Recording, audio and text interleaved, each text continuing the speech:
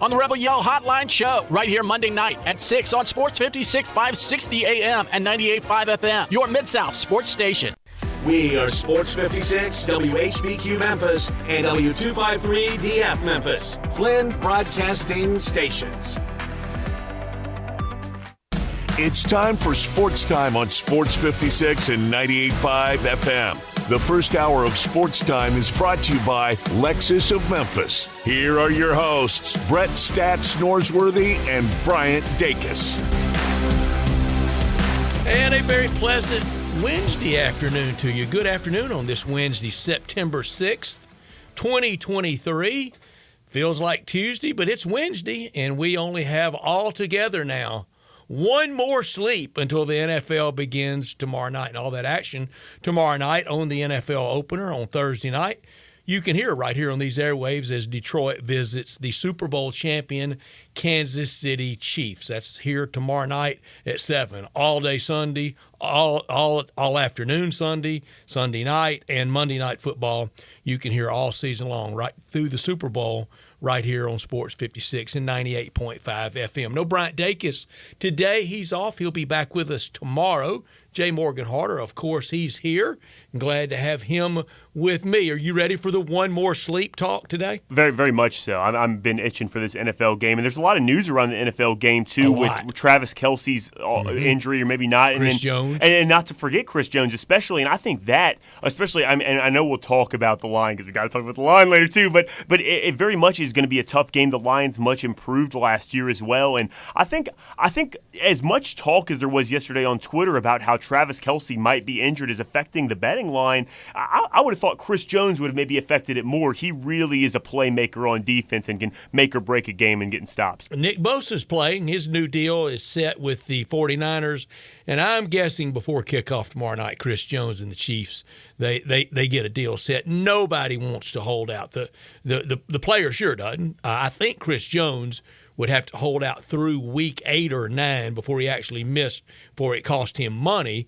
But he wants his new deal, and management wants it. And this is the time of year that you get a deal around the ultimate deadline time, opening day. And deals get done closer to deadlines. But Nick Bosa with a new deal today, 5 years, $170 million extension. The money doesn't even seem real. He's worth it. That's the going rate in the NFL. That's the market.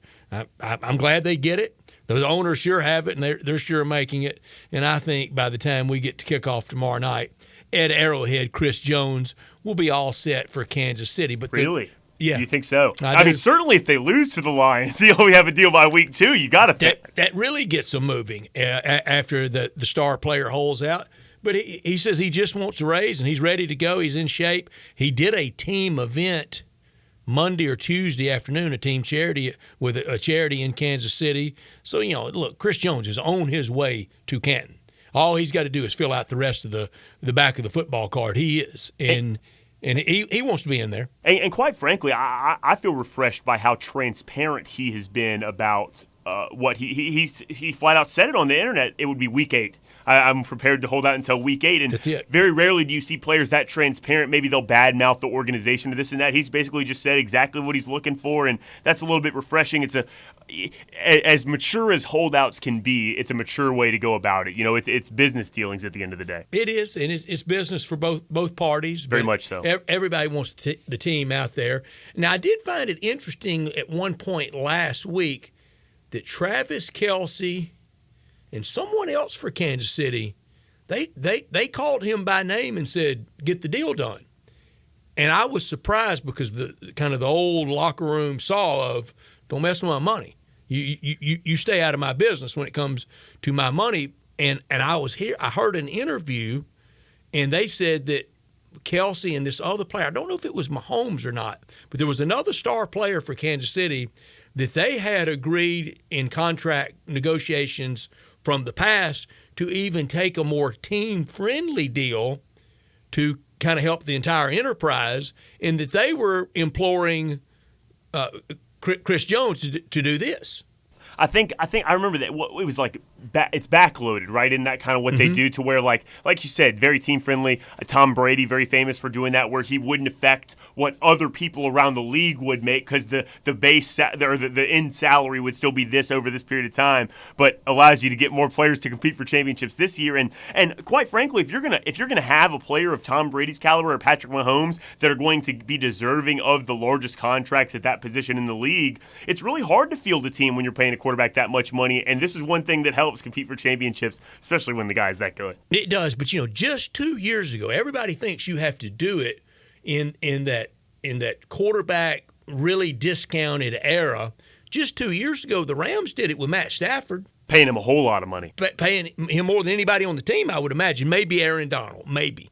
And that's a really good point too. Maybe they had, I guess there's two ways to do it. If you've done your work at all the other positions, where you have youth contract, young rookie contracts or like their first deal or something like that, you can afford to pay a quarterback that money, very much so. But you got to have some discounts. Very much so. You got to have some steals somewhere. Yeah, no doubt about it. And it worked out for them with that Super Bowl ring on their finger because now. There's just so much money, but that salary cap, it's unbelievable what it is ballooned to. But it's making, and that's going to be kind of one of my themes in top story of the day for me today is just where the NFL, where it stands in Americana with sports fans across the country. It is unquestionably the sport. We're in our Family Leisure Studios where family and fun come together. World's biggest spa sale right now. It's back and bigger than ever. 50 different models to choose from, 5 different manufacturers, up to 30% off in stock. Spas and swim spas.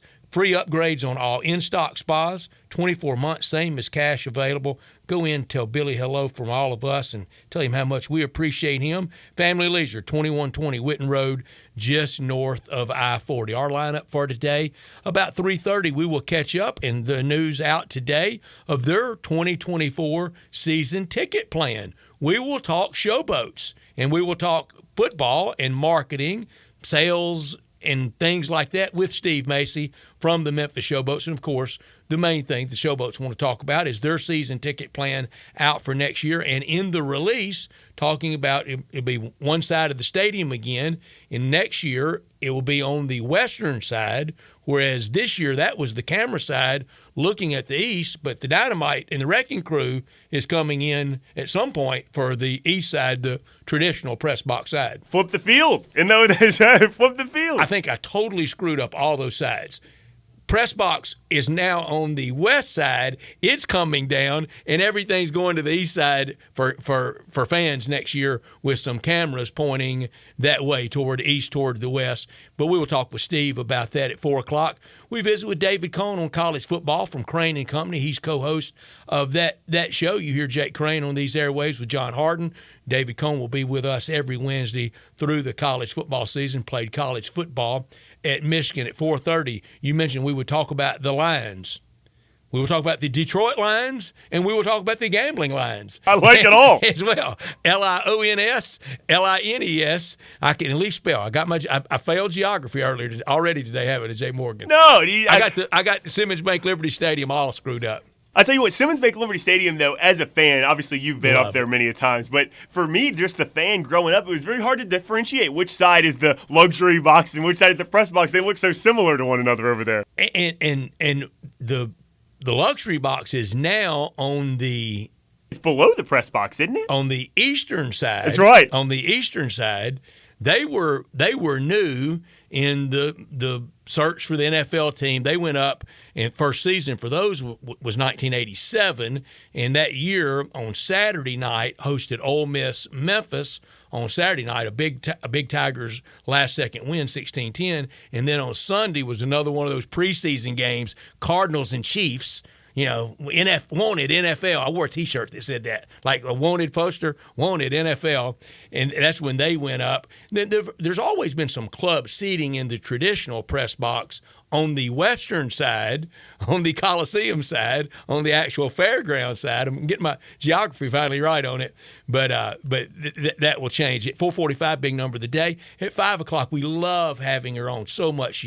She's so informed and so fun to visit with. Kara Ritchie from The Ticket in Jonesboro. She's also part of the Arkansas State broadcast network on EAB Sports, and she will join us at 5 o'clock to talk Arkansas State and the Tigers. It was a tough one last week, more than a tough one. I mean, just to lose on opening day like they did against Oklahoma, they almost need this kind of area rival to come in and really buoy and maybe try to turn the page and put last week behind them. We'll visit with Kara Ritchie at 5 o'clock at 5:30, what's trending. And as always, we will wrap up the day at 5:45 with Taco Bell Crunch Time. Afternoon baseball. You been watching any? Pirates got the Brewers already earlier today. Yeah, very much so. So it's exciting time right now, and Brewers very much in that race with, even though they're in first place right now, very much in that race.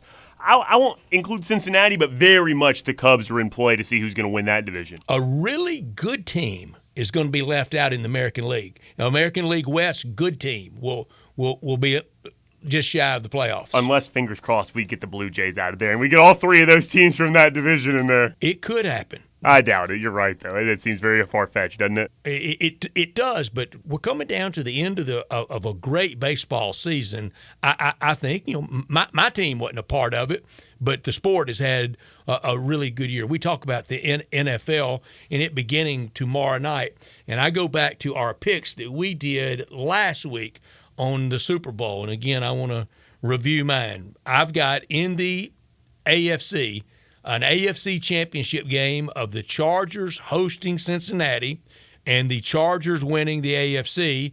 And in the NFC, I have the 49ers winning the NFC over Detroit tomorrow night. One of the teams playing tomorrow night, Detroit Lions in an NFC championship game.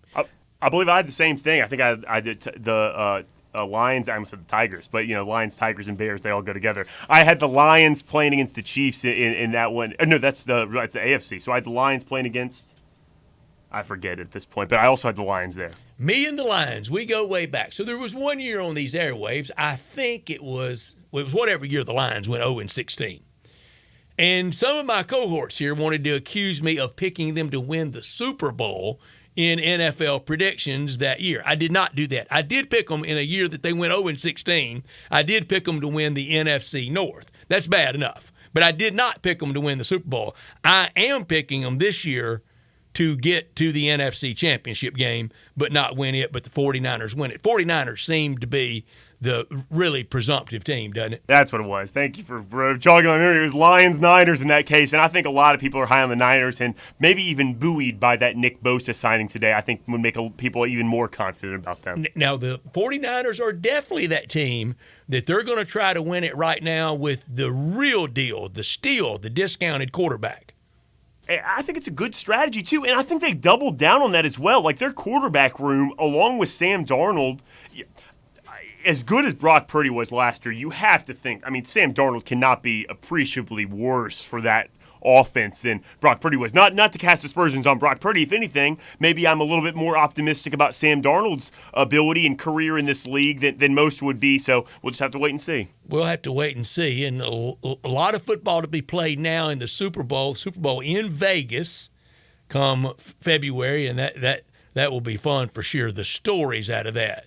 That may be the most raucous run-up to a Super Bowl we've ever had. What could go wrong? Yeah, no kidding.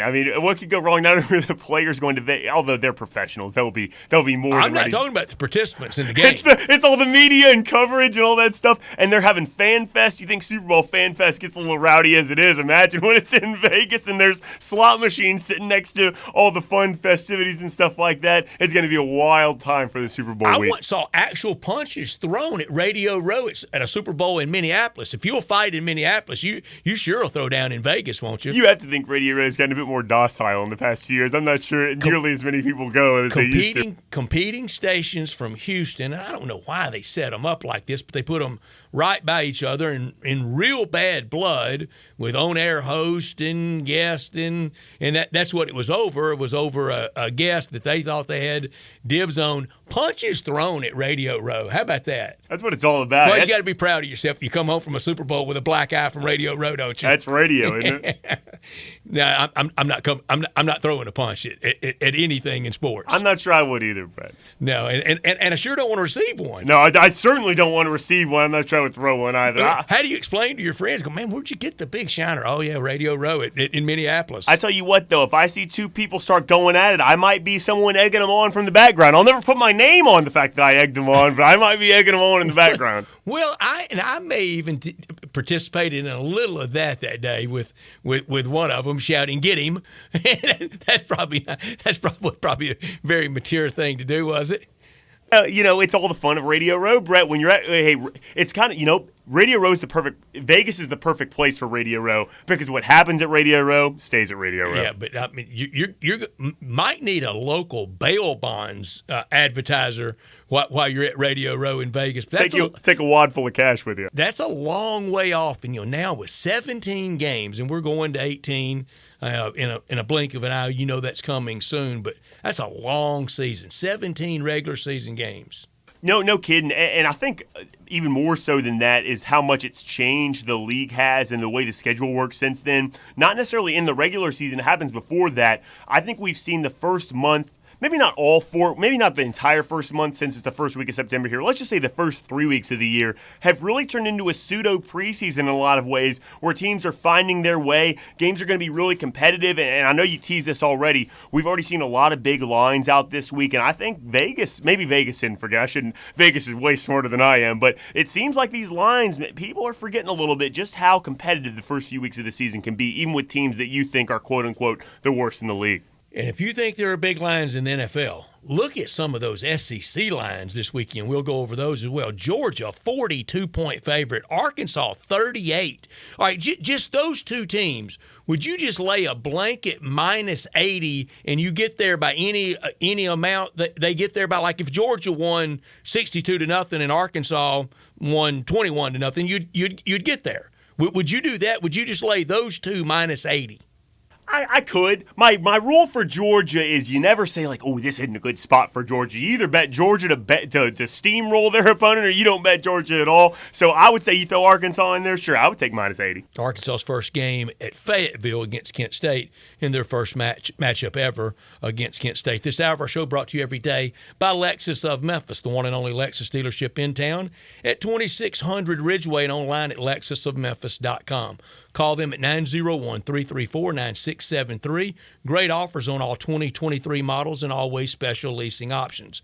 Drive in luxury and confidence knowing that every new Lexus comes with complimentary first and second maintenance services. Stop by today at Lexus of Memphis at 2600 Ridgeway and put yourself in the driver's seat of the all-new 2023 flagship LS500, and you'll be looking and you'll be driving in style. When you purchase a Lexus, you get top-of-the-line engineering and design, and they make for the luxury driving experience. Online at lexusofmemphis.com. Experience amazing. Experience amazing at Lexus of Memphis. Top story of the day. You got one, or you want me to go first? I'll go first today. That's right great. My top story today, Nick Bosa might have trumped it, but more on that later. My top story is Travis Kelce, the maybe injury. The Chiefs seem very confident that his ACL stayed intact, and it was just a simple His brother says he plays. His brother says he plays already today. That's right. So you just never know. But my top story really not only has to do with the news that he may or may not be injured and all of the question marks around that, but just how much it affected the gambling lines. I saw yesterday it was tweeted out something like 90% of the action since Travis, and this is only like 2.5, 3 hours after the fact, but 90% of the action had gone to the Lions +6 in the time that Travis Kelce was injured, plus those 3 hours and stuff like that. His absence seems to affect the way people view this game quite a bit, more so than Chris Jones, that I find peculiar. Chris Jones is a very great defender and really is one of the most important parts of that defense. Not to diminish what Travis Kelce does. He's a Hall of Fame tight end, one of the best in the game, if not the best in the game. But you still got Patrick Mahomes on that offense to make a lot of plays without Travis Kelce. I was very interested to see how much that line was affected by the possibility even that Travis Kelce might not play. Jared Goff's number of 259.5 over or under his passing yardage tomorrow night. What would you wager, Jay Morgan? I'll go over. I would too. If you think the Lions can stay in the game, and maybe even if they can't in a blowout, he's throwing the ball a lot, but that's not that many yards for NFL, is it? No, and I think that line might be too low too, because people are still trepidatious about backing Jared Goff. But if you watch that guy play last year, he should not be judged by what you saw his first couple years in Los Angeles. He went to a Super Bowl with the Rams, and he did go to a Super Bowl. That's a good point too. And they lost 13-3. Now a lot fell on him. But if he gets 14, they beat the Patriots, but he only got 3. And he's improved a lot since those years. My top story on the eve of the NFL's 104th season, it is clearly the biggest thing in American sport by miles. Last Sunday night, though, college football with LSU and Florida State, it had 9 million viewers. That won't touch tomorrow night. Tomorrow night will be much bigger than that. But 9 million, that's bigger than NBA playoffs. That's bigger than baseball. It's a great number for college football, but it will be no match for tomorrow night. I think it will come in tomorrow night across all NBC platforms around 22 to 25 million. The whole country is going to be watching that. It's the biggest show in American sport, in American television. We're just flat a football viewing country. NFL number 1, college football number 2, and after that, everything feels a little nichey. Not top story of the day. I tell you what, too, you don't think they were getting enough numbers just broadcasting the NFL by itself. Now they're putting it on 14 different platforms and adding all the numbers they get together. It's just that many more people are watching it at this point. Well, I kind of have the rare 2 not top stories because I just want to mention Nick Bosa real quick and his return to the Niners. That is an unbelievable signing. And like you said, Brett, a lot of these things tend to come down to the wire. That's when pressure gets the highest. And I don't think the Niners were willing to go into a season without Nick Bosa. And he got his $170 million 5-year deal. But I also wanted to talk about this. Speaking of stories about the NFL, Sean Payton yesterday had a piece written by Seth Wickersham wrote a piece about Sean Payton. Really excellent. I mean, just talking about the way he is, and it had some funny stuff in there. He had a line that was directed towards Russell Wilson that I'm sure everyone has seen aggregated at this point that was very funny. And it's just great to, I mean, truly, even though Sean Payton is a little bit prickly and has had his problems in the past, it is great to have a person of that caliber coaching back in the NFL. I'm just happy to see him, and quite frankly, I'm excited to see what the Broncos do this season. How good is Sean Payton? He won one in New Orleans. That's exactly right. And you don't think, I mean, Drew Brees, Hall of Fame quarterback, but Russell Wilson, if he can do it with Drew Brees, he can do it with anybody, too. It was a good tandem. Brees, Payton, he got one. And you're right, he can be a lot prickly. And I think his idol, his NFL model that he adores was Big Tuna, was Bill Parcells. And you see a lot of Parcells in him. And in that piece, actually, they had the picture of him and Parcells standing next to each other, their conversations, stuff like that. But it's just that caliber, even the prickliness. And Mike Tomlin, I don't think is the same level of prickly, but those guys just exude football coach, and it's great to have those guys back in the NFL. There was a time here when R.C. Johnson was athletics director at the University of Memphis that he would tell people his dream coach, a guy out there coaching that he had a pass with, nobody knew it was Sean Payton. I can't fault him for that. And he kind of went a good route. My not top story, after a week 1 that saw the SEC in the 3 games against real opponents go 0-3 and get smoked in all 3, how will they do this week in the Big 3? Here's what I think is the Big 3 games this weekend for the SEC. A&M at the U, A&M against the Miami Hurricanes, Texas at Bama, and Arizona at Mississippi State. You could say Auburn visiting Cal. You could say Ole Miss going down to Tulane. You could say even Vanderbilt going to Wake Forest. But using my Big 3, what will the SEC do? If they go 0-3 and you have either or, a Tulane upset over Ole Miss or a Cal win at home against Auburn, it's going to be justifiable. It will be the most criticism and kind of most open season on the SEC in the 21st century. It really had never, I know people criticize it. I know people don't love it like I do. I understand all that. But you can't knock what they've done. I mean, they've done plenty. They've kind of backed it up, especially post 2000. Well, no, even with Saban at LSU, I was going to say post 04, kind of Pete Carroll at USC, the kings of the sport. But you had Saban at LSU at that time. You had other good teams. Tennessee was still pretty good under Fulmer 01, 02 in that stretch. This would be the heaviest criticism and merited if they go out there and have another 0 for weekend. I'm pretty confident in that first game. You mentioned Ole Miss going to Tulane. That line is way too small. 6 points I know you can't talk about it. I apologize for even bringing it up. But, I mean, I tell you what, I'll just say it. That way Brett doesn't have to. There is no way Ole Miss doesn't lose by a touchdown at least. That line is way too small. Tulane did not return enough other than quarterback. For Ole Miss to be only favored by 6, I like the Rebels this weekend. That's our top and not top story. We want you to join us at 901-360-8255. Text or call 901-360-8255. Tell us your top story. Tell us your thoughts about what I just said. SEC, is it right for being criticized heavily if they go out there with an 0 for weekend? Because that was really a bad look last weekend. All 3 of those games effectively ended with 7, 8 minutes to play. None of the 3, you knew a comeback was not happening in that big 3. How will they do this weekend? We'll see. 901-360-8255. No Bryant today. You got Brett, you got Jay Morgan, you got Sports Time. And coming up next, we'll talk with Steve Macy about marketing. We'll talk about the showboats. And we'll talk about football. That's next on Sports Time. We are real sports talk. Sports 56 WHBQ. Available on your radio dial at 560 AM and 98.5 FM, as well as around the world online at sports56whbq.com. Take us with you everywhere by downloading the Sports 56 app. And at home, just say, Alexa, play Sports 56. Wherever you are, stay tuned in to Real Sports Talk. Sports 56 and 98.5 FM. One of the most infamous and controversial bands in the world.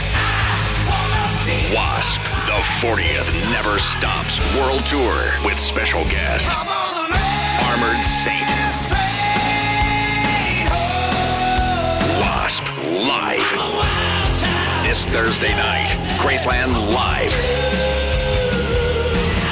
Tickets are on sale now at waspnation.com. Wasp, feel the sting. Get ready for the NFL season with incredible offers from FanDuel, America's #1 sports book. Right now, new customers can bet $5 to get $200 in bonus bets guaranteed. Plus, all customers who bet $5 will get $100 off NFL Sunday Ticket from YouTube and YouTube TV. Now is the best time to join FanDuel. The app is easy to use. You can bet on everything from spreads to player props and more. So visit FanDuel.com/win and kick off the NFL season with an offer you won't want to miss. FanDuel, official partner of the NFL. 21 plus and present in Tennessee. Bonus issued as non-withdrawable bonus bets that expire 7 days after receipt. Restrictions apply. See full terms at FanDuel.com/sportsbook. Gambling problem? Call TN Redline 1-800-889-9789. NFL Sunday Ticket offer ends 9/18/23. No refunds. Terms and embargoes apply. $100 off NFL Sunday Ticket, not YouTube TV. YouTube TV base plan required to watch YouTube TV. Redemption requires a Google account and current form of payment. Commercial use excluded. Subscription renews. Cancel anytime. Step up your wings game at East Coast Wings and Grill. With 60 wing flavors and 7 heat indexes, do you have what it takes to turn the heat on your wings up to insanity? East Coast Wings and Grill is family friendly with a large variety menu to satisfy the whole bunch. Sign up today for their loyalty program and taste the rewards. For every $1 you spend, you collect a point. Earn 100 points and receive a $5 reward. Next to Lowe's off Highway 64 in Bartlett, come try America's best wings at East Coast Wings and Grill. You or someone you know or care about has dealt with a difficult divorce. When facing divorce, you need the attorneys at Rice Law. Nick and Larry Rice lead the firm with 3 generations and 7 decades of experience. Located in Memphis, serving the entire state of Tennessee and North Mississippi. Rice Law is who you need to call. Simple or difficult divorce, they know how to handle it. Call Rice Law at 901-526-6701, or for more information, visit them at aboutdivorce.com. That's aboutdivorce.com. At Jason's Deli, when you're dining in or picking up curbside, you can expect wholesome food and no surprises, just delicious sandwiches, crisp salads, and quick quality meals made with the freshest ingredients and no artificial trans fats, MSG, high fructose corn syrup, or artificial colors and dyes. Around here, a lot of thought goes into what we put into our food and what we take out of it, because you're not just taking a bite, you're getting a taste of who we are. New items are constantly being created to expand our menu for all tastes tastes and special diets with vegan and gluten-free options available. Convenience and on-time delivery you can count on. It's just a click away at jasonsdeli.com, so whether you need to feed 5 people or 5,000, the team at Jason's Deli, they have the credentials and the commitment to keep you satisfied. Freshness is nearby at Jason's Deli with locations at Ridgeway in the Park Place Center, Poplar and Highland, Germantown Road in Cordova, and on Goodman Road in Olive Branch. Jason's Deli. It's wholesome food and no surprises. Homer Skelton Hyundai Genesis in Olive Branch has an offer you can't refuse. They will pay you to do business with them if you want luxury. And I'm talking the Genesis G70 car.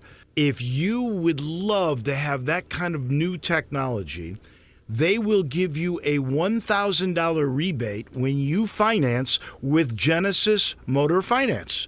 In other words, they'll pay you $1,000 to do business with them, and you get brand new luxury. You can't beat it. That's Homer Skelton Hyundai Genesis, right at the corner of Craft Road and Highway 78 in Olive Branch. Homer Skelton Hyundai Genesis in Olive Branch, where customer retention is amazing. There's a reason. They take care of you with a team that's been together for a long time. Whether it's finance or whether it's service, you can't beat them. Homer Skelton Hyundai Genesis.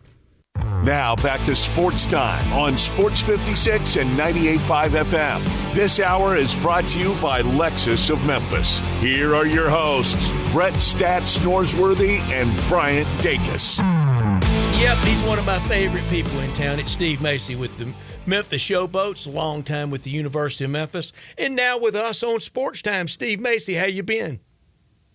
I've been great. How are you doing, guys? Doing really good. Your Braves are hot. They've been hot all year. Yeah, it's actually been kind of fun to watch. I have to admit, it has been a labor of love this year for sure, and I'm trying not to miss them too often because it seems like they have something special going on almost every night. And perfect timing for us to catch up with you with the release today of the Memphis Showboats and season tickets for 2024. They're out. Best seats, best price. And this year, or for next year, rather, it's going to be different with the stadium construction. Everything's going to swing to the other side. The fans will sit where the cameras were this year on that eastern side as the western side starts the construction phase. Yeah, it's going to be a complete reseat for us, Stats. It'll make it hard. I mean, it's obviously a big undertaking, and in a way, we're kind of the guinea pigs for all of the tenants, as everybody else is going to have to do the same thing in the fall and the winter time, with the seating configuration being what it is and that side being torn down. So we decided that for anybody that had season tickets last year and agrees to buy them again for this year, that we'll keep the price frozen. And, then at any time that somebody orders them now in order, that's what we're going to do. The reseating is in that order. So we're trying to make it as painless as possible, knowing that it's going to be a little bit different sitting on that east side versus the west side that most people sit on for most games anyways. But we're going to do what we can to make it painless and make the price as family friendly as we were able to last year, and do it again this year. Steve, was serious thought ever given to playing somewhere else for this year while the construction begins? It really wasn't. I mean, this stadium is where football in Memphis needs to be played, and I think that when you look around, and I just think this is the right place for whether it's college or pro or the bowl game. This is where everything has to be. Is at Simmons Bank Liberty Stadium. That's the right place for it to be. And it sounds like you definitely are of this thought, but I think we need the big public show of support. The Showboats, the University of Memphis, the Southern Heritage Classic, the Liberty Bowl. I think we need that pep rally of all for one for all with this, and then try to move.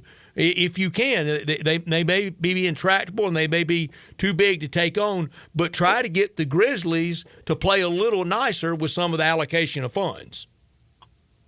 Well, I like the way you're thinking, Stats. I'm not sure where the political side of that is and what the right balance of things are in the betterment of the community. Obviously, in the best interest of the Memphis Showboats, it's to have the best possible stadium for football.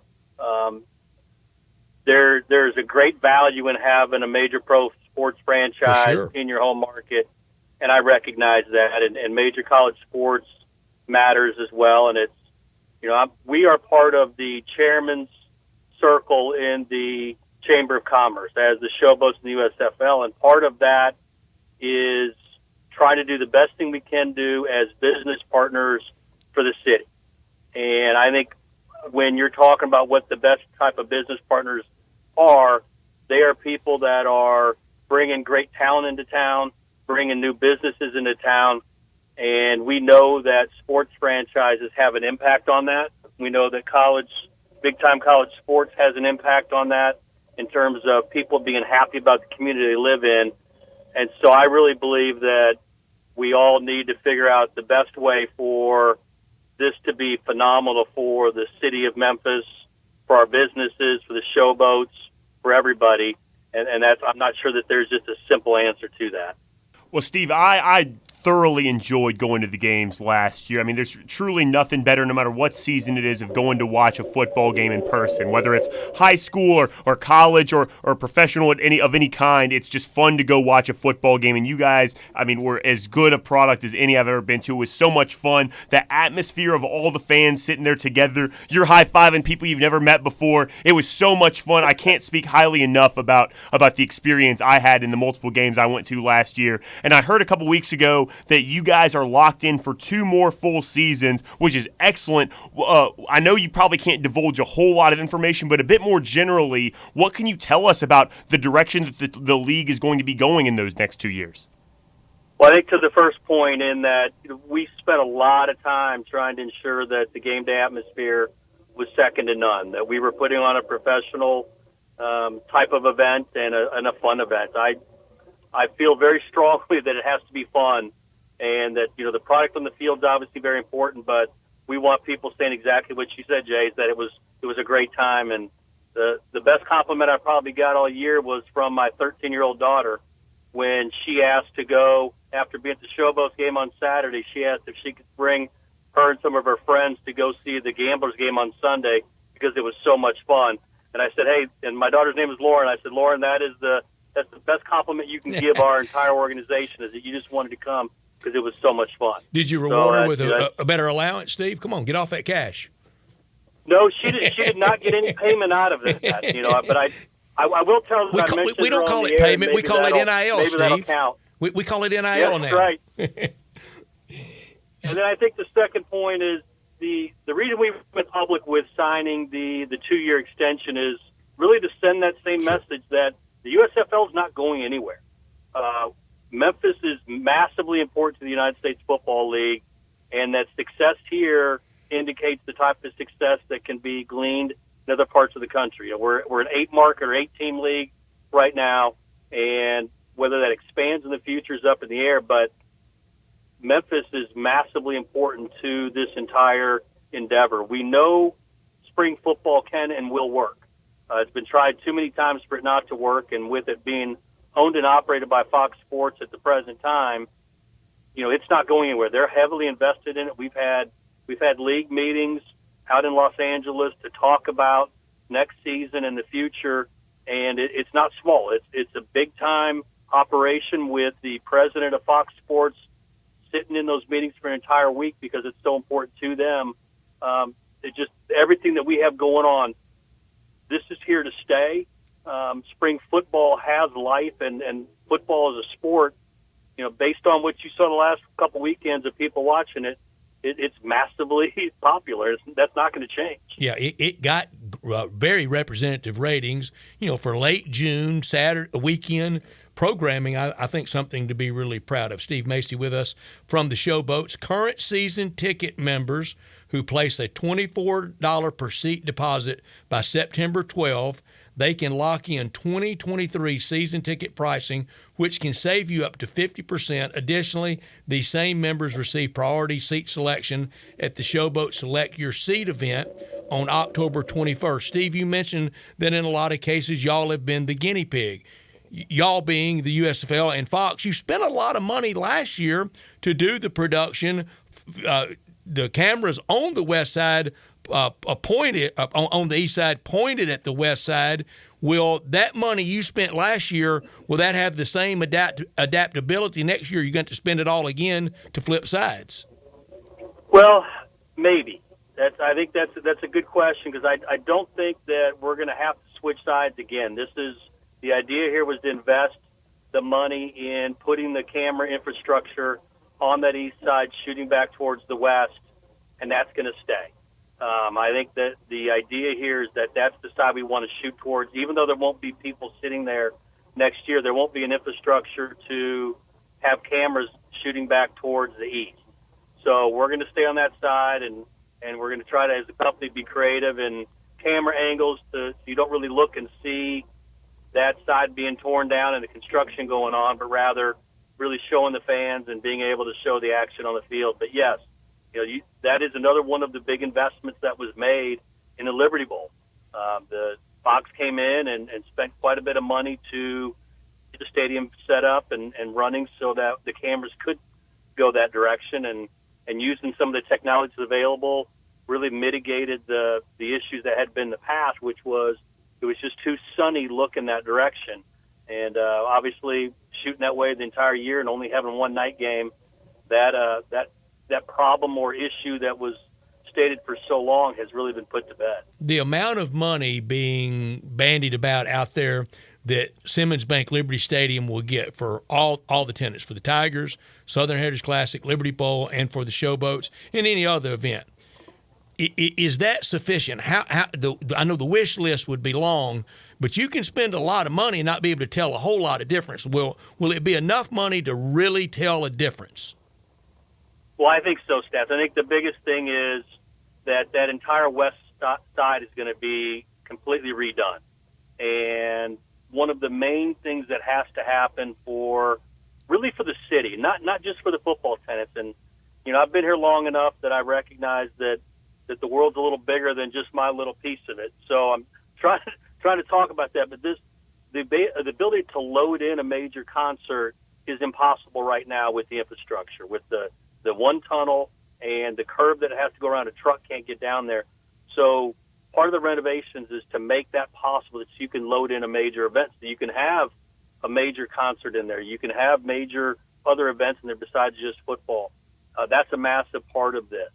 The seating comforts, the press box, which you both know needs to be, really pushed over and start all over and be redone, and some premium seating options and a brand new concourse so that you can have really the type of this first-class facility that all of us want to have. We love the Liberty Bowl. It's near and dear to our hearts, but it is dated. And so this is an opportunity to get it back to its kind of glory days and be one of the premier facilities in the Southeast.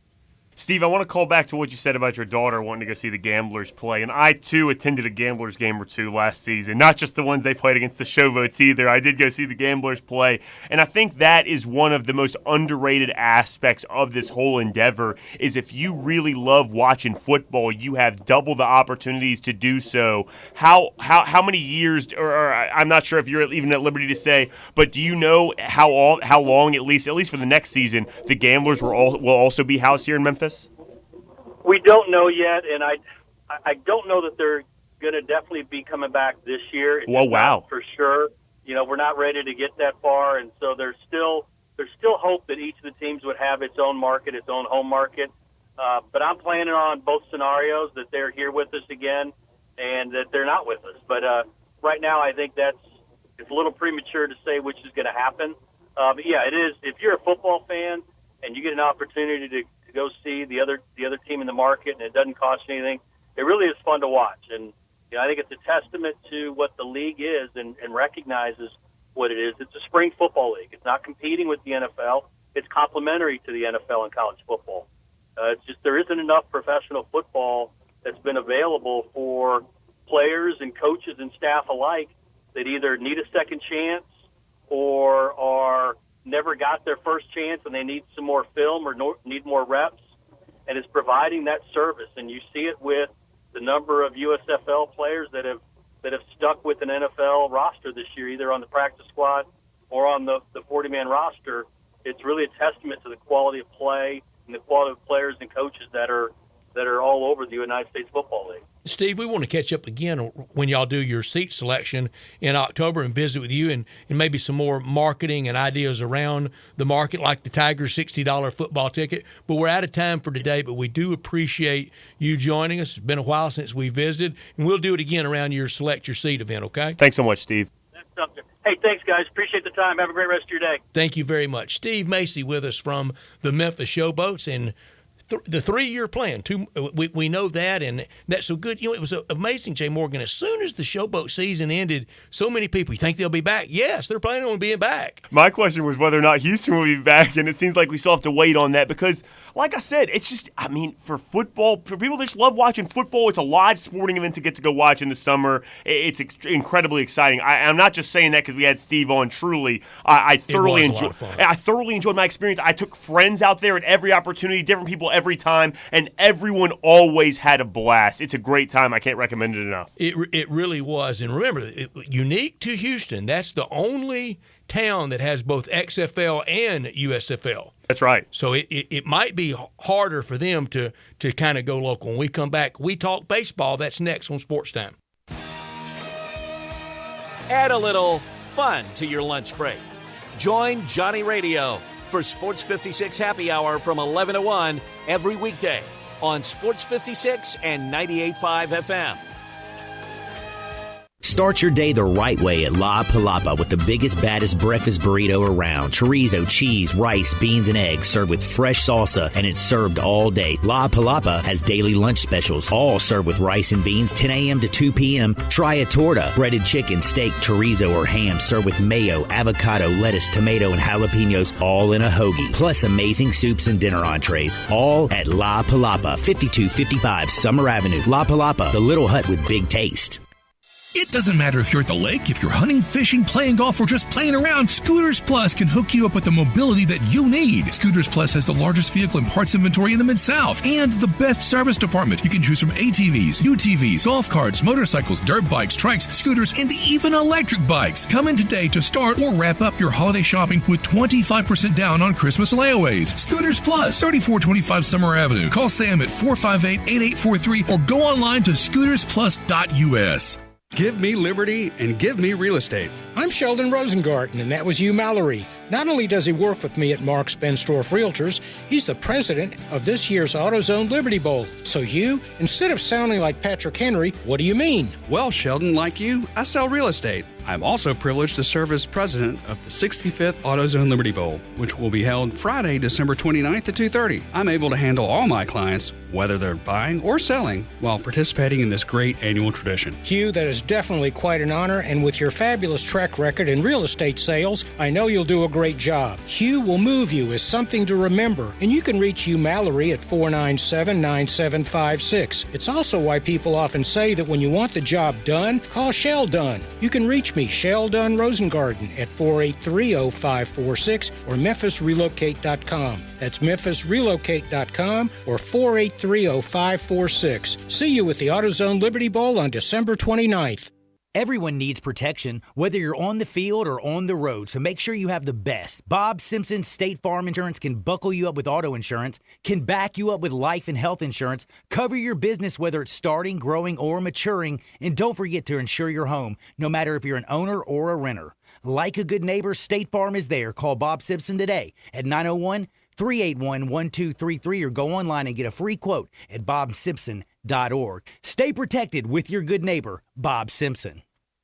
Step up your wings game at East Coast Wings and Grill. With 60 wing flavors and 7 heat indexes, do you have what it takes to turn the heat on your wings up to insanity? East Coast Wings and Grill is family friendly with a large variety menu to satisfy the whole bunch. Sign up today for their loyalty program and taste the rewards. For every $1 you spend, you collect a point. Earn 100 points and receive a $5 reward. Next to Lowe's off Highway 64 in Bartlett, come try America's best wings at East Coast Wings and Grill.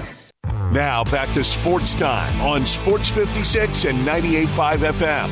This hour is brought to you by Lexus of Memphis. Here are your hosts, Brett Stats Norsworthy and Bryant Dacus. Afternoon baseball. Look at the Cubbies. 8-2 over the Giants, now only 2 back in the all-important loss column as the Brewers lose 5-4 in Pittsburgh. The Cubs win with 3 in the bottom of the first, 2 in the bottom of the third, single tallies in the 4th, 6th, and 7th. Cubs are rolling.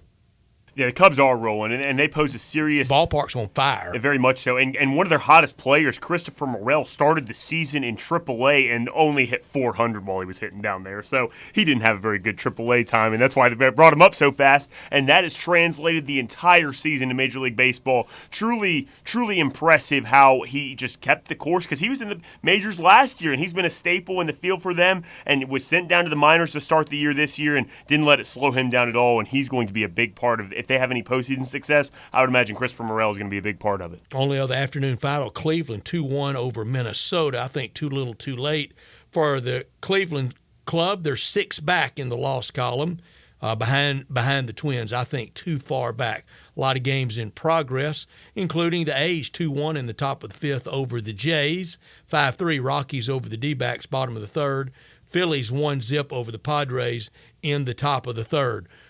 Cubs may not catch the Brewers for that division, but they could very easily catch the Phillies for that 4th seed, and that means the first round of the playoffs, the 2 out of 3, all would be played on the north side of Chicago at Wrigley Field. Very much so. So the Phillies are on the road right now in a series with the Padres, and then this weekend they have the Marlins. Now that's back in Philadelphia, but the Marlins are also fighting for that spot there as well, and so it's very competitive down the stretch of this season. The Phillies, like you said, very well could lose these games. These are competitive games that they have to play coming up here. The Cubs have the D-backs over the weekend, and I believe Zach Gallen is slated to pitch one of those games, so that's a tough game for them nonetheless, but it's in Chicago, and so these races are getting really exciting down the stretch of the season. I said earlier, a really good team could be left out of the American League. How good a team will be left out of the National League? If the playoffs started today, the 3 division winners would be Atlanta winning the East, runaway winners of the East. I mean, their magic number is really low.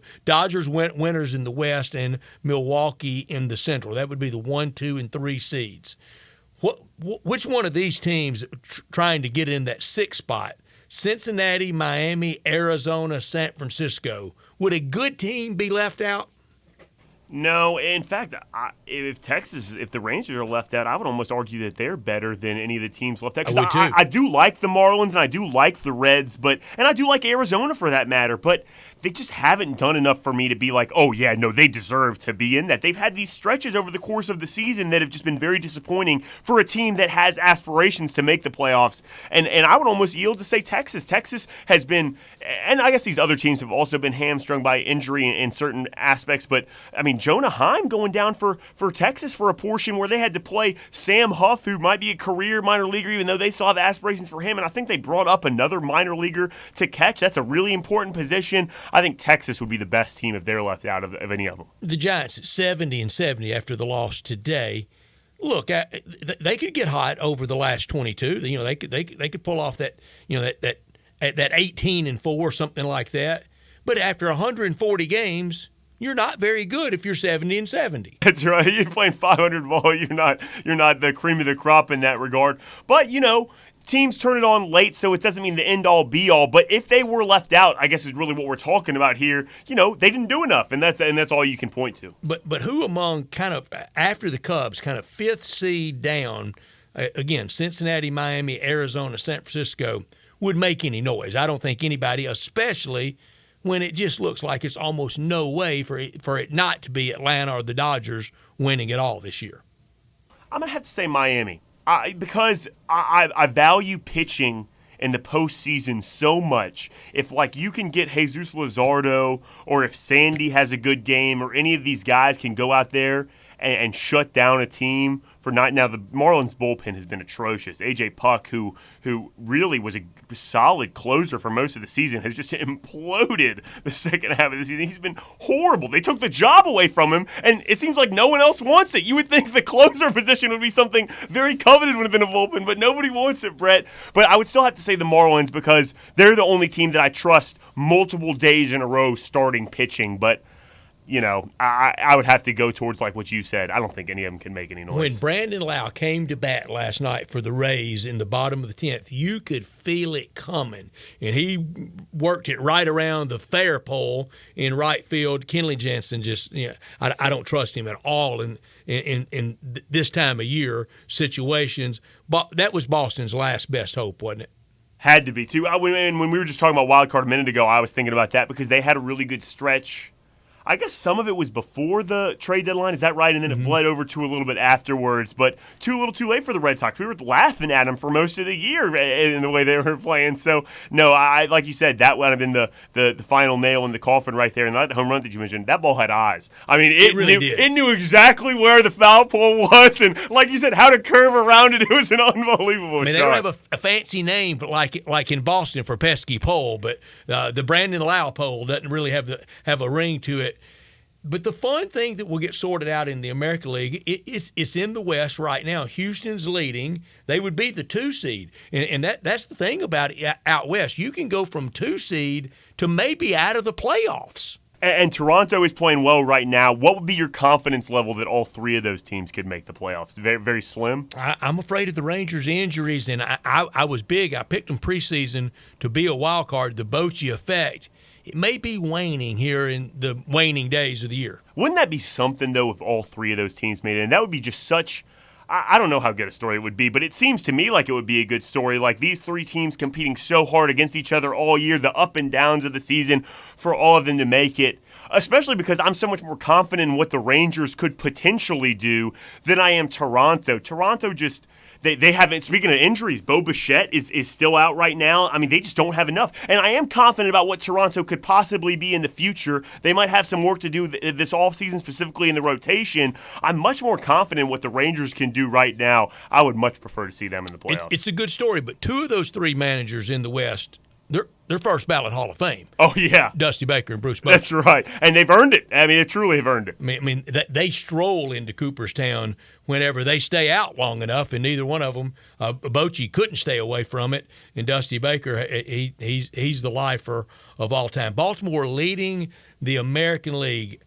A Baltimore-Seattle ALCS, sign me up now for it. It just feels very presumptive of Atlanta Dodgers, but along those way of being so presumptive, things can happen. You've got to win a lot of rounds of playoffs now, and it makes it that much tougher. 1 hour in the books. When we come back, we start hour number 2, talking college football with David Cohn, not the baseball player, since we were just talking baseball, but the former college football player at Michigan, quarterback at Michigan, and co-host of Crane and Company with Jake Crane. Jay Morgan Harder producing and co-hosting today in Bryant Dacus' absence. I'm Brett Norsworthy. We're Sports Time, Hour 2, next.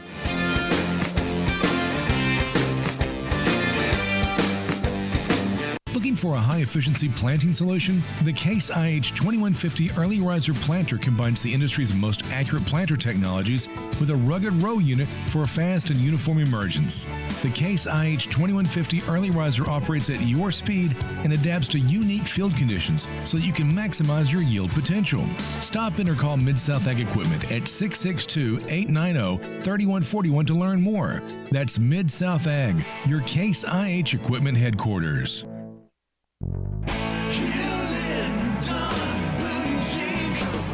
Hewlett & Dunn Boot and Clothing Company, we have it all. From handmade Amish leather belts, fine and casual clothing, boots, casual boots, work boots, fancy boots, and even safety-toed boots. Lots of cowboy hats to choose from, even Nebo Lights, good-looking duck head dress shirts, duck head caps, shorts, and pants. Tons of jeans from Ariat, Wrangler, Devil Dog, and Kimes Ranch jeans. At Hewlett & Dunn, we have a great selection of Old South t-shirts and caps. Fine clothing from dress to casual to Sunday best. Enjoy choosing from UFO's orthopedic-approved shoes. Hewlett & Dunn Boot and Clothing Company. Boots of every size, every color, every skin. Great quality Western, work, and safety toe boots. Hewlett & Dunn Boots and Clothing Company. 111 North Center Street, Collierville. Hewlett & Dunn. Hewlett & Dunn, serving you and your family since 1961. Terms and conditions posted at textplan.us. Texting enrolls for recurring automated marketing messages. Message and data rates may apply. Reply STOP to opt out. Terms and conditions apply. Visit ISSA online for details. Tired of the 9-to-5 grind? Looking for something different that's flexible, fulfilling, and pays well? How'd you like to get paid to work out? Now you can with ISSA, the global leader in personal fitness certification. There's a huge demand for certified personal trainers right now. And once you get ISSA certified, they guarantee you'll get a job. Trainers can make as much as $200 an hour. Yes, I said $200 an hour. And with ISSA, you can be certified in as little as 4 weeks. Just text BENCH to 323232 now to get started for free. You do everything at your own pace and 100% online. Pursue your passion in specializations like yoga, nutrition, or strength training. Live life on your terms. Get certified and train like you want. Start your own business, work at a gym, or make health and fitness your side hustle. Whatever works for you. Just don't wait. Get started today and be certified in as little as 4 weeks. Just text BENCH to 323232 right now to get started for free. Text the word BENCH to 323232. Text BENCH to 323232. Is your roof leaking? Do you have water damage on your ceiling of your home or business? Do you need assistance gathering much-needed data and images from your storm-damaged roof for an insurance claim? Call Metro Builders, roof and restoration specialists, and schedule your free inspection. At Metro Builders, our team of Hague-certified technicians and fully trained estimators are ready to come out and evaluate any concerns you may have. Metro Builders Roof and Restoration. We accept all insurance carrier scopes. Call Metro Builders now. Each and every day, we provide clients many different types of data and estimates for their insurance carrier. These include estimate and photo reports of all damage, from the roof to water damage on rafters and ceilings and even studs and plates inside walls. Check out the local BBB for our 27-year history in construction in Memphis, or check us out online today at metrobuildersmemphis.com. That's metrobuildersmemphis.com for your local residential and commercial roofing and restoration experts. Call me. 901-375-1717. That's 901-375-1717. Now your ideas don't have to wait. Now they have everything they need to come to life. Dell Technologies and Intel are creating technology that loves ideas, loves expanding your business, evolving your passions. We push what technology can do, so great ideas can happen right now. Find out how to bring your ideas to life at Dell.com. Welcome to Now. I'm with John Burgos from the world-famous Rendezvous in the Alley since 1948. Brett, we have catered parties all over this country and all over the world, from Singapore, Australia to Central Park in New York, but many people don't realize how much we do locally. For holiday events, office parties, tailgating, birthday parties, you can't do better than the Rendezvous. For example, you can get a cheese and sausage tray for 15 to 300 people for $3.75 a person. You can even build your own nacho bar for $10.50 per person. All you need is a minimum of 15 people. In many cases, we can arrange delivery and full-service catering. We've even made it easy to get to-go items. You can just park at our front door in the alley, put on your flashes, and we'll get you going ASAP. For all your catering items and prices, go to hogsfly.com, click on menu, and drop down to catering. Thank you, John. The Rendezvous, Mr. Charlie Burgos' Rendezvous in the Alley since 1948 and celebrating its 75th year.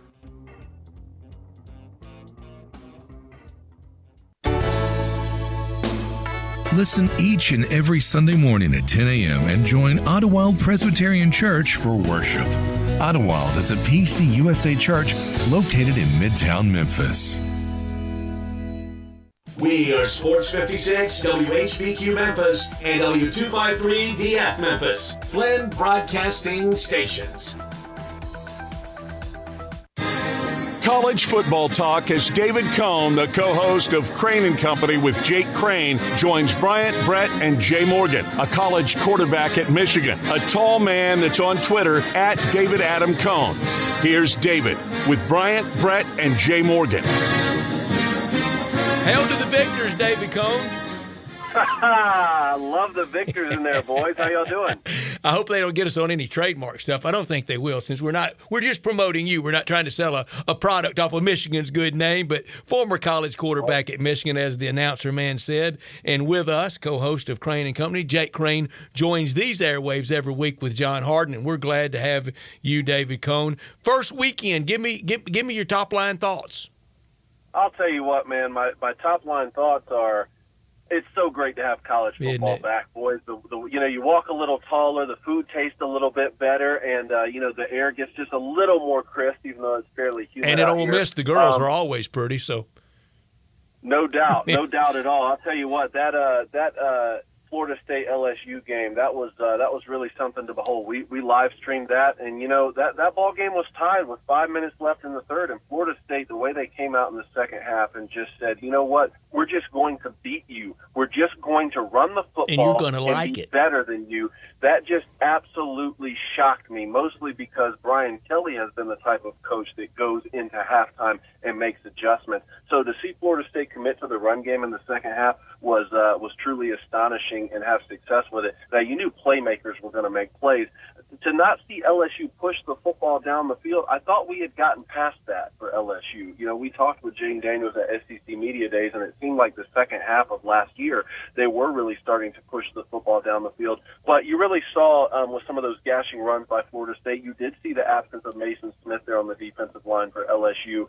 So, look, I saw Peter Burns tweeted that LSU is actually in a better place after losing to Florida State this year than they were last year. That's very interesting, especially considering you are going to have to play Alabama on the road in Tuscaloosa. But look, we'll see. They could run the table, or even if they drop one more, they could potentially still repeat as SEC West champions. And if they do, and then find themselves winning the SEC conference outright, then I think an SEC team would still get in with 2 losses as the champion. But we'll have to see how that goes. And then obviously the Monday night game with Clemson. Jeff Foxworthy came on our show as our guest picker on Saturday, and I have to tell you, boys, he called that one. He said, look, you're playing this Mike Elko-led Duke team. This isn't the Duke football team that your grandfather grew up watching. Mike Elko is a heck of a football coach. Riley Leonard can just flat out play at quarterback. You're playing them on the road, and it just proved to be too much for Clemson. So that one kind of shocked me as well. I said the Mike Norvell win was his first big signature win at FSU. Yeah, I think so. And people will say, well, they beat LSU last season, so how can you say that? LSU has come in with way more hype this year, right? And you're coming off that SEC West division championship there. This is Mike Norvell, and plus a season ago, we really didn't know too much because it was the ending of the Ed Orgeron era in LSU, and Mike Norvell was still kind of like on the hot seat, right? And now not only is he not on the hot seat, but everyone's looking around saying, wait, Florida State just beat LSU, and Clemson's not looking great so far at the early part of the season. Man, Florida State really could make the college football playoff and compete for a national championship. David, one of my favorite parts of watching college football is watching Iowa football. I don't know what it is about watching Iowa football, but I soak it up. Insomnia? I mean, I haven't missed a game in 2 years. I love Iowa football, and this week, the first opening drive touchdown pass to start a season since 1991. Are we looking at a revamped Iowa offense here, or is it going to be more of the same? Eric Coryell. That gets me excited to hear. I saw that stat, the first opening drive touchdown pass since 1991. I had to read it twice, but then it started to make sense for me. Look, I like this Cade McNamara kid, and I know Michigan fans are kind of torn on him because he got a little bit salty at the end of last season when J.J. McCarthy ended up being the starting quarterback at Michigan. But let's not forget, 2 seasons ago, Cade McNamara led the Wolverines to their first win over Ohio in 10 years. He led them to the college football playoff. He made them Big Ten champions. So, I'm a Michigan fan who will never forget what Cade McNamara did for the university, and I'm glad he found a landing spot. And look, I do think that this is going to be a different-looking Iowa offense. Are they going to look like Lincoln Riley-led USC? No, they're not. But I think Cade McNamara is just the type of quarterback that they needed in there. And now, look, you're going to play Iowa State. Iowa State's always a fun matchup. I don't care who's up. I don't care who's down. I don't care what the projections are. That's a wonderful in-state rivalry. So let's see if Iowa can go get 2 in a row here. David, your insight is really, really incredible. It's why I so badly wanted you with us regularly, because you live in the South, you're from the South, but you have that Midwestern knowledge from being in the Big Ten, playing at Michigan, knowing all these different places and knowing all the sport, but firsthand knowledge of boots on the ground in so many different places. And you mentioned the rough experience he had in the parting from Michigan. I had a parent tell me that in the parent section on game day, sitting in the stadium, especially on road trips, that it is brutal on two positions. It's brutal on the parents of the quarterback and on the kicker. Did your family? Can you corroborate that? Do you think that's accurate out there? And that's fans of their team really cracking on quarterback and kicker parenting. Oh, absolutely, and it's not just for the away team you're playing; it's for your own team too. Yeah. And look, luckily, I was fortunate enough to have a father who sort of, he molded me from an early age to say, listen, get ready to take the blame. I don't care if it's your fault or not. I don't care if you throw the football right into the receiver's hands and he tips it up in the air and it's an interception. It still goes down as your fault, and you're going to get blamed. And guess what? If the team wins, right, you're going to get all the credit too, and you'll get to experience all the positive aspects of playing quarterback. But luckily, I was prepped for that at an early age, and you have to be tough-skinned there. As far as the kickers go, I've never been in that position. At least a quarterback has an entire game for the most part, right? Like if you're a backup quarterback, you come in and throw one pass when your team's down and it's an interception because you can't bring him back. That's a little bit different. But for the most part, a quarterback has an entire game to be able to say, hey, here's the sample size of how I'm playing, and if I play poorly, at least I had plenty of plays. A kicker sometimes only trots out there one time, and you can either win the game for your team or you can lose redemption. the game for your team. Yeah. And I remember Lloyd Carr, who I played for at Michigan, he used to give our kickers these books about being zen, like Zen in the Art of Motorcycle Maintenance, and he used to give them golfer books too on how golfers. Wait a second, David. Lloyd Carr went zen. I didn't have that anywhere in our visits with you this year. Maybe not the same level as, say, a Phil Jackson, like a Zen master with the Bulls. But still, I remember because I roomed with kickers. My roommate for 4 years at Michigan was our kicker, and so I was best friends with those guys, and they would fill me in on all of their conversations with the head coach, and it's such a mental game with that. And, sometimes you only get one shot, and if you make it, you're the hero.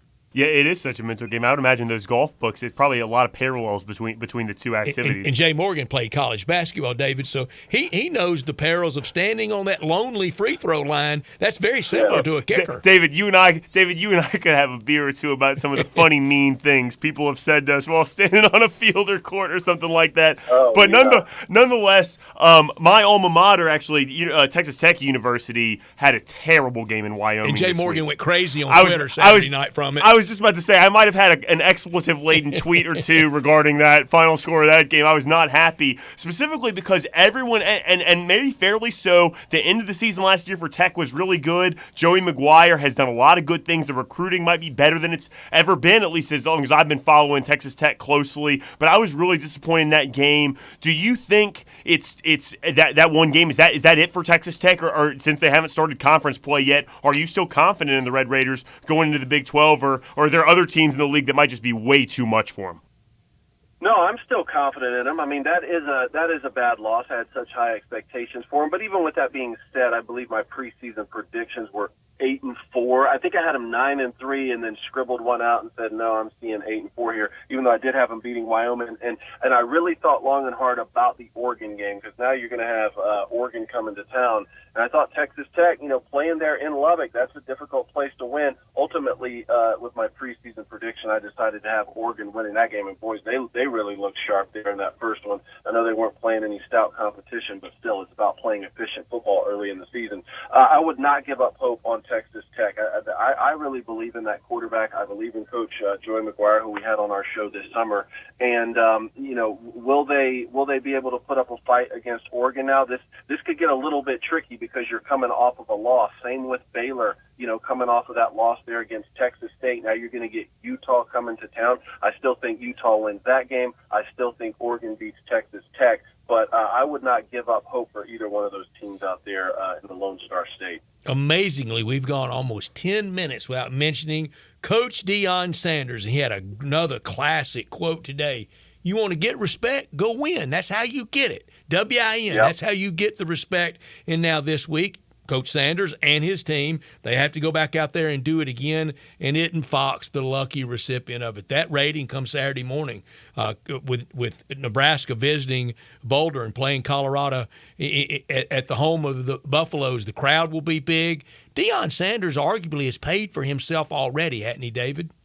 Oh, without a doubt. That was one of the most shocking and just exciting football games that I've seen. I'm not the biggest fan of the way Deion Sanders goes about a lot of his business, but I will say this. Towards the end of that game, Colorado wanted to win that game more than TCU did, and that, to me, starts with the head coach. That mentality starts there. And I thought it would be just the opposite because everyone was saying Deion Sanders coming into Colorado, they're going to be so great now, and TCU went to the championship last year, but they're a 6-16 this year. Everyone forget about them. I thought TCU at home would come out very motivated and sort of, want to bring that physicality, and it was just the opposite. And the game plan for Colorado was just exceptional. They know they have playmakers on the outside, and they know they're a little bit weaker up front in the interior on the offensive and defensive line. So what do? They get the football out of Shedeur Sanders' hands as quickly as possible. I think it's a game plan you're going to see the New York Jets run a lot this year with Aaron Rodgers and sort of maybe a little bit weaker offensive line. But on Shedeur Sanders, everyone's going to talk about the 510 passing yards, and they should because it was a school record. But to me, what was most impressive was his accuracy down the field, his ability to recognize man coverage and take advantage of man coverage when he got it, and then his ability to make plays after getting hit in the mouth because TCU did get to him a few times for some big sacks, and he popped right back up and just made plays down the stretch. And right now I'm trying to do all my predictions for this week, and the one I just keep staring at is Nebraska and Colorado. I cannot pick a winner of this game right now. I even went back and rewatched every single play of the first half from Nebraska and Minnesota. And look, Nebraska they're really just not a great football team right now. No, they're going to be better on defense than TCU was. That was atrocious. TCU can't tackle, and at times it looked like they were scared to put their nose in there and tackle. So Nebraska will be better than that. But then again, Nebraska, I don't think, can score. And so right now, I think it's a coin flip. And, let's just see if Colorado, especially, this is going to be a home game. That place is going to be electric. Let's see if they can make it 2-0. Yeah, you see all the national awards this week, and one of them, the Bronco Nagurski Award, gave their Player of the Week to Travis Hunter. Another award, Doak Walker, National Running Back of the Week, goes to the true freshman, Colorado running back Dylan Edwards. But I'm with you. Yeah. Only 9 incompletions, 39 of 48. I think that's right. Only 9 incompletions for Shedeur Sanders, and he wasn't dinking and dunking. The ball was going down the field. No, and he had to play that way for them to win the football game because he was involved in a shootout. And before we go crowning Colorado a champion of anything, let's just remember here, they rushed for 50 yards, and they gave up 262 yards of rushing. I can't remember the last time I've seen a football team win a game with, rushing for 50 yards and giving up over 250 yards of rushing. So that's not going to cut it in the Pac-12 coming up this season. You're not going to just be able to have Travis Hunter play 130 snaps, when you're late in the season in November and on the road at a place like Oregon or Utah or something like that. But, to get off to that kind of start was just incredible. And I think, obviously, you saw that line change in the Nebraska game immediately, and Colorado's favored by 3 now. And the more that I look at it, the more I think that line is actually correct now. And then after that, you're going to get Colorado State. It's very possible this team starts 3-0, even though I'm trying to be positive for Nebraska here because they showed some good stuff against Minnesota. Keep in mind, they opened up on the road as well against a really good Minnesota team led by P.J. Fleck. This is P.J. Fleck's had many more seasons than Matt Rule to be able to build this foundation, and it's not easy to open your season on the road in Big Ten play. So Nebraska's going to do some good things against Colorado. The question is, are you going to come in with a better game plan than TCU had? Because this whole thing about only pressuring from depth, that's not going to work. And on the other side of the ball, they were averaging 10 yards a carry in the second half. Don't give up on that in the last couple drives, So let's see if Jeff Sims can do that at Nebraska a little better. David, you said something interesting about TCU and your disappointment with them and in terms of expectations especially, too. Another team that's coming in with a lot of expectations that I personally don't feel are totally merited, I think it's all based on one player that happens to be the quarterback coming back, is Tulane. And Ole Miss going to Tulane this week is less than a touchdown favorite at this point in that game. How do you feel about Tulane going into this year? Do you think the narrative surrounding their revamp because they really lost a lot of players for just a quarterback to come back, and seems like everybody forgot how many players they lost. How do you feel about Tulane coming into this year? Yeah, I mean, look, man, that Tajay Spears kid, when you lose your best offensive player and your best defensive player, it's tough, and those guys are going to have great professional careers playing on Sunday. I still really like Tulane. Now, I don't like them as much this week playing Ole Miss as I did maybe in the preseason. I mean, Ole Miss just looks strong. They look sharp. Now, I predicted Ole Miss to go 7-5 in the preseason, mostly because of the difficulty of the conference they play in. And, Lane Kiffin, for all the strategic genius that he has on the offensive side of the ball, look, man, it's tough to go win 10 games in the SEC. It just really is. But that Quinshon Junkins kid, I think, is one of the best I've seen do it. And people were asking me in the preseason, who would be a dark horse for Heisman? Someone no one's talking about. Well, that kid could be it. 1,500 rushing yards as a freshman. And it's that run game that helps open up the pass game for Lane. And so if Jackson Dart and these other great quarterbacks, I mean, they have a litany of them on the roster there at Ole Miss. If they can really get those guys going, then I think they cover that 6.5 that you're talking about against Tulane, and probably do a little bit of what they did last year, which is really get off to a hot start. And then what I'm interested to see is later in the year, when you're playing some of those games on the road and the weather's ugly and all that kind of stuff, are you able to go beat some of these teams in the SEC and then win the Egg Bowl and, actually try and vie for a conference championship? David Cohn, our guest from Crane & Company. He co-hosts with Jake Crane on that great show, and he's with us every Wednesday through crowning a national champion in college football. All right, the big three this week in the SEC. In the afternoon, 2:30 on ABC in the Central Time Zone, A&M visits Miami. Will the U be back? And then at night, Texas at Alabama. Texas kind of lived the last year. We almost beat Bama last year. And then late night, the Pac-12, the conference story of week one as Jed Fish returns to the SEC. He was a collegian at Florida, and that's where he learned football from Steve Spurrier. He brings his Arizona Wildcats to Starkville. Quickly, those three games and your thoughts on them, David. I'll tell you what, I'm so excited, especially those first two that you mentioned there. Texas A&M going on the road to Miami to complete the second half of this home and home. I'm so excited about. Both teams, especially in the first week, they look good. Connor Wegman, boys, I'm telling you, he can just sling the football around. He throws a lot of touchdowns, not many interceptions. And I'm a big Max Johnson fan who, remember, transferred from LSU over to Texas A&M. So when he didn't get the starting job over Haynes King last year, I was asking a lot of questions. And then this year, with Connor Wegman being named the starting quarterback, I thought, okay, is this, a Haynes King situation 2.0, or is the kid really going to be a gamer? And it looks like he is. And then on the Miami side, I always love when guys return to their alma maters to coach. It didn't work out for Scott Frost at Nebraska, but when you look at what Michigan has right now with Jim Harbaugh, you look at what Kirby's doing at Georgia, I'm really excited that Mario Cristobal is back at Miami, two-time national champion. He played in the trenches, and that's where Miami needs the most help. They're always going to have great skill players. You wouldn't need to recruit anywhere outside of Lake Okeechobee to have great skill players at Miami, but he understands the importance of getting those trenches going. And then Tyler Van Dyke at quarterback, all this hype last offseason, people were questioning why didn't I have him in my top 10, and he just really didn't play that well. This year, coming in with much lower expectations, I think he's going to play more within himself. And so this is going to be an epic matchup. I think the line is probably about right on this, even though the money line was minus 200, Texas A&M, which I thought was a little bit steep, but still, I think Texas A&M has the advantage here, but it's in Miami, so let's see. And then Texas, Alabama, boys, this one right here, I just can't wait. And kudos to these programs for scheduling each other. These are the games that we need. These teams could easily just go schedule, lower competition until they start conference play, but instead we're going to get the second half of this home and home, which how exciting was that last year? Quinn Ewers had the boys on the ropes in Austin. He gets hurt there right before halftime, and Bryce Young, dodges that corner blitz at the end of the game and really leads that team back to victory. It's going to be a fascinating thing. I thought Jalen Milroe played really well this first week. A lot of people were questioning what's going to happen with the Alabama quarterback, but I think he was 13 of 18. He ran the ball well. He was efficient through the air. He made his reads.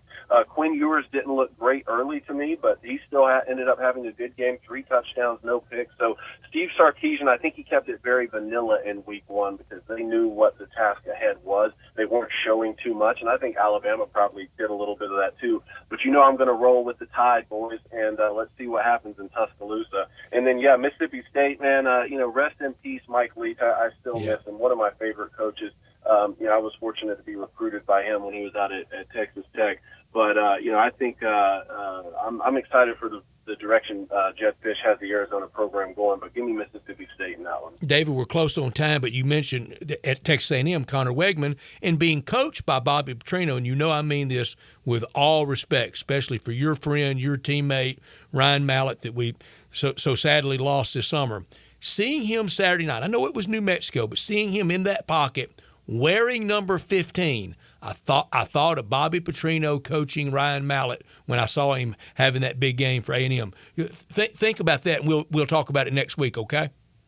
Yes, sir, I will. I will indeed, and thank you guys so much for having me. Thank you, David. You got it, David. David Cohn with us every Wednesday talking college football from Crane and Company, played college football at Michigan, and played with Ryan Mallett. They were together at least 1 year while they were at Michigan. He made my day, Brett, saying that he thinks Tyler Van Dyke's going to have a better year than he did last year. Oh, he made my day. He needs it. He does. And Mario Cristobal needs it. And the U needs it. The U's been back more often than Texas. Certainly so. That big win over Notre Dame a few years ago comes to mind. Yeah. Well, I know, but they say they're back, but they're really not. Oh, you're saying they're saying it too much. I thought you were being genuine. I was really excited. No, they talk about being back, and you don't have to tell a soul. Like I said yesterday, FSU's back, and they had to fire no warning shots. They did what Coach Prime talks about. Go do it. Dion, exactly. Go do it, and you'll get the appreciation. At Jason's Deli, I know you appreciate it, and they appreciate you, and they appreciate our listeners. Bringing more to the table. It's a family thing at Jason's Deli. Wholesome food forever. All these great locations like Ridgeway Road, Poplar and Highland, Olive Branch, and Cordova. There's one close to you. You always can check them out online at jasonsdeli.com. And for any event, anything you're having, let them take care of it with a variety of delicious choices for all three meals, for breakfast, lunch, and for dinner time. Low delivery fees, vegetarian and gluten-sensitive options. Same day and last-minute orders welcome. That's when they really thrive. When you think, I don't have my event plan right, let them take care of it. And they'll take care of it with all these great choices. The same things you get in the restaurants, in the locations, you can get for your big event, like the Mesa Chicken Salad, the Chicken Club Salad, the Taco Salad, all the meats, all the breads, all the soups. And you can get the salad and sandwich combo package. You can get the working lunch. That's a traditional of deluxe sandwich tray, salad choice, Italian pasta salad, or American potato salad. You get all that. The VIP meeting, deluxe sandwich tray, fresh fruit, more food than you can imagine for a really, really, really fair price. All about choice. Whether you seek a gluten-free menu or vegetarian sandwiches, healthy kids' meals, you'll be delighted at Jason's Deli. Plenty of organic food to choose from. And at all these great locations, you can count on that great salad bar, over 30 items to choose from at Ridgeway Road, Poplar and Highland, Olive Branch, and Cordova. And, of course, you can wrap it up with the complimentary free ice cream. Check them out online as well at jasonsdeli.com. We look at NFL lines, area college football lines, and some notable college football games lines. We do that next. Join the voice of the Tigers, Dave Woloshin, for Wolo and Friends. Weekday mornings from 10 to 11 here on Sports 56 and 98.5 FM.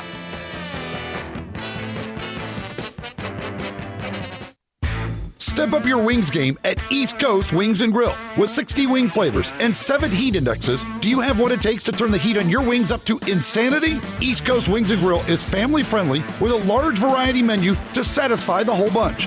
Sign up today for their loyalty program and taste the rewards. For every $1 you spend, you collect a point. Earn 100 points and receive a $5 reward. Next to Lowe's off Highway 64 in Bartlett, come try America's best wings at East Coast Wings and Grill. Want to play a private country club but only pay daily greens fees? Meadowbrook Country Club in West Memphis is your place. You can now play a beautiful, challenging course for only $59 plus tax, including cards. Meadowbrook Country Club features champion Bermuda greens and now is available to everyone. A membership is only $350 per month and includes tennis, pickleball, and swimming, plus a great restaurant and bar. Golf Pro Mark can even fix you up with custom-made tricks on clubs. Call 870-394-4186 today for your Tuesday through Sunday tee time at Meadowbrook Country Club in West Memphis. Cooling or heating system on the fritz? Dripping faucet? Call the pros at Conway Services today and we'll waive the service call fee with any HVAC or plumbing repair. Expert technicians available 7 days a week. Call 384-3511 to schedule your appointment. Visit conwayservices.com for details, terms, and conditions. License number 64210, 64365 EAS, MS 19668. Call 384-3511. Conway Services. Call Conway today. 5-Ash Roofing, it's what we do. Roofing and siding, gutters too. We're the pros you can trust to get it done right. Call on us. 5-Ash Roofing, the name to know. 5-Ash Roofing, the only way to go. 5-Ash Roofing, it's what we do. 5-Ash Roofing. Is that not the corniest thing you've ever heard? Can you believe I paid good money for that silly jingle? Well, the experts say make it memorable, and I think I got my money's worth. 5-Ash Roof Services, proud partner of the Memphis Tigers and the official roofer of the Tigers home team. 5-Ash Roofing, 367-0050 or memphisroofer.com. 367-0050 or memphisroofer.com. 5-Ash Roofing, it's what we do. We're here for you. Ray Magliozzi here for eBay Motors. So you ordered a new air filter for your car. You try to install it, but it doesn't fit. So you take a little bit off the sides. What, still doesn't fit? Well, you could try to sit on it.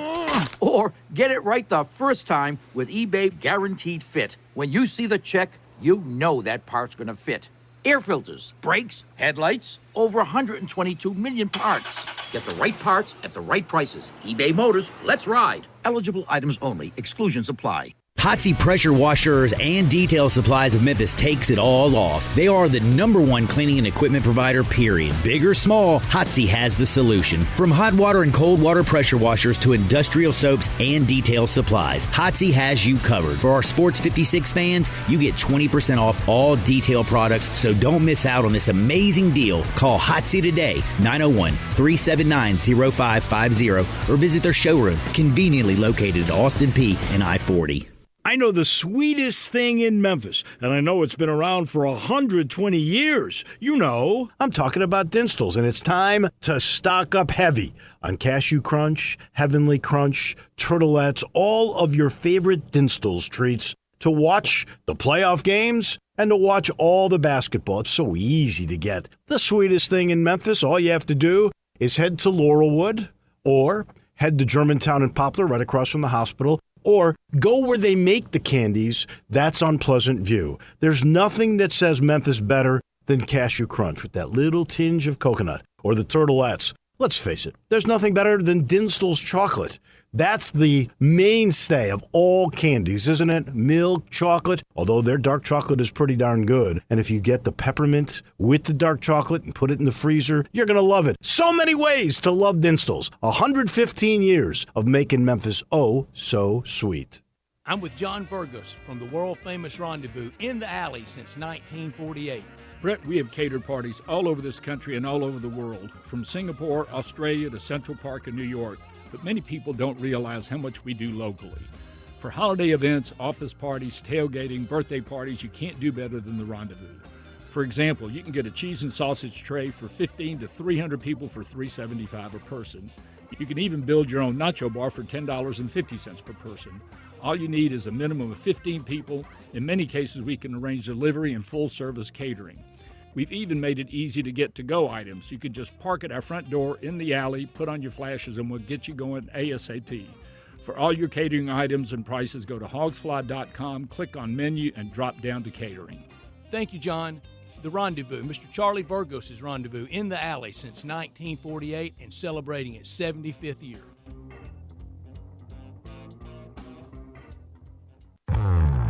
Now back to Sports Time on Sports 56 and 98.5 FM. Here once again are Brett Norsworthy and Bryant Dacus. Bryant will be back with us tomorrow. I will be in New Orleans tomorrow and Friday with Ole Miss, and then Saturday with Ole Miss pregame starting at 12:30 right here on these stations with kickoff at 2:30 between the Green Wave and the Rebels. Saturday on campus at Tulane at Yeoman Stadium that I'm very much looking forward to attending a game there and seeing it. I've seen the exterior of the stadium with my late great best friend who was a Tulane grad and just loved the place. It's going to be very, very bittersweet to be in New Orleans without him. But I'm looking forward to being with a lot of friends of his that I got to know through the years through him, and be with them on Friday and on campus at Tulane on Saturday, right here at 12:30 pregame with me and Gary Darby. We get started and then kick off at 2:30. So we had no football yesterday after 5 straight days, none today. Everybody kind of needing that fix again, aren't we?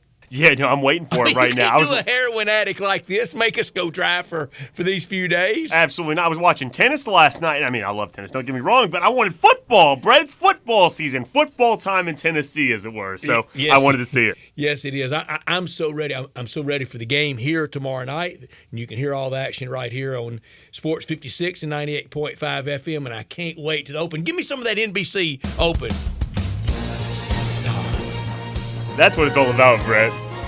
That gets us through, doesn't it? It really does.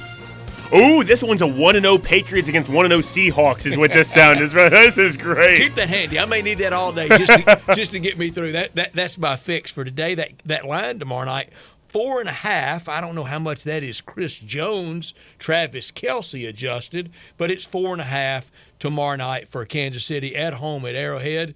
And now I don't, for whatever suffices, whatever makes up a dynasty, I think we're kind of in a semi-mini Chiefs dynasty, aren't we? I agree, and it might be all about Patrick Mahomes. It might be all about Patrick Mahomes and Travis Kelce. He's a lot to it. And he's a lot. It might be about Patrick Mahomes, Travis Kelce, and Andy Reid all together there. So it could be all three. It really is a trio. All three are going to be in the Hall of Fame. Very much Chris so. Jones on the defensive side and others. On Sunday, the more traditional day for NFL action, it starts at Sunday at noon with D'Amico Ryans and his opener as head coach of the Houston Texans. They go to Baltimore. Baltimore, a 10-point favorite. This is the NFL line, Vegas. What are you doing double-digit opening day line? That's what I'm wondering, too, is 10 points. I mean, because you have to remember, and we said this at the beginning of the show as well, if you look back at the last couple seasons since the preseason has changed to 3 games, the first 3 weeks, I started with 4 weeks. I'm going back to 3 weeks. I'll even say 2 weeks just to emphasize how much I think it in week 1 is these games are not fully formed teams yet, and Brett, they're all professionals. I mean, everybody gets paid Tuesday morning. I almost blindly would take a multiple score line, even though it's a Texan. That's I call it a hold your nose game. You know, sometimes you just have to hold your nose and take a team like the Texans. I would blindly do it opening weekend. I may not week 16, right? But I for sure would opening weekend. Cincinnati on Sunday. Joe Burrow returns. Cincinnati on the road at Cleveland on Sunday with Cincinnati a 2.5-point favorite. Road favorites in Cleveland, Deshaun Watson versus Joe Burrow. In Minnesota at noon on Sunday, the Vikings a 6-point favorite over the Buccaneers. Would you care to guess who's the last place team for odds to win the Super Bowl this year?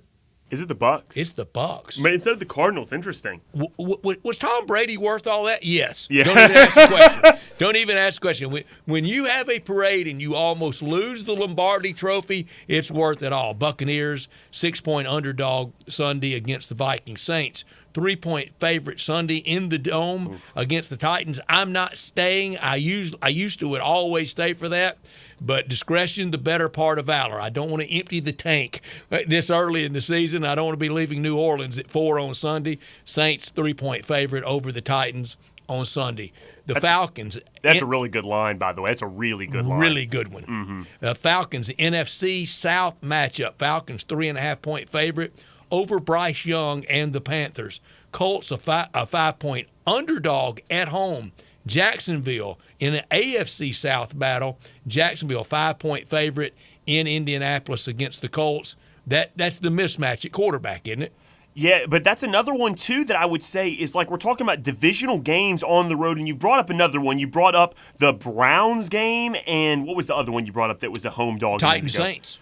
No, I'm sorry, it wasn't. It was, okay, we'll get, no, I've said Browns. We'll get back to it in a minute ago. But these home dogs like that, I have a stat here for courtesy of Todd Furman and he says it's courtesy of CBH Sports HQ on X Twitter. And he says since the start of 2012, home dogs in divisional matchups in week 1 are 15-2-1 against the spread. That's an 88% clip. And 10-6-2 if you just take them straight up. There's 4 You got to ride that trend. Very much so. 4 home underdogs this week. We're talking Colts, Browns, Giants, and Jets. It just seems very easy for me on those. Glamour matchup. Steelers at home, but underdog to San Francisco. San Francisco 2.5-point favorite over the Pittsburgh Steelers. Washington at home at FedEx Field, 7-point favorite over the Arizona Cardinals. Then we get in to the 3 o'clock window, 3:25 on CBS. Broncos 3.5-point favorite over the Raiders.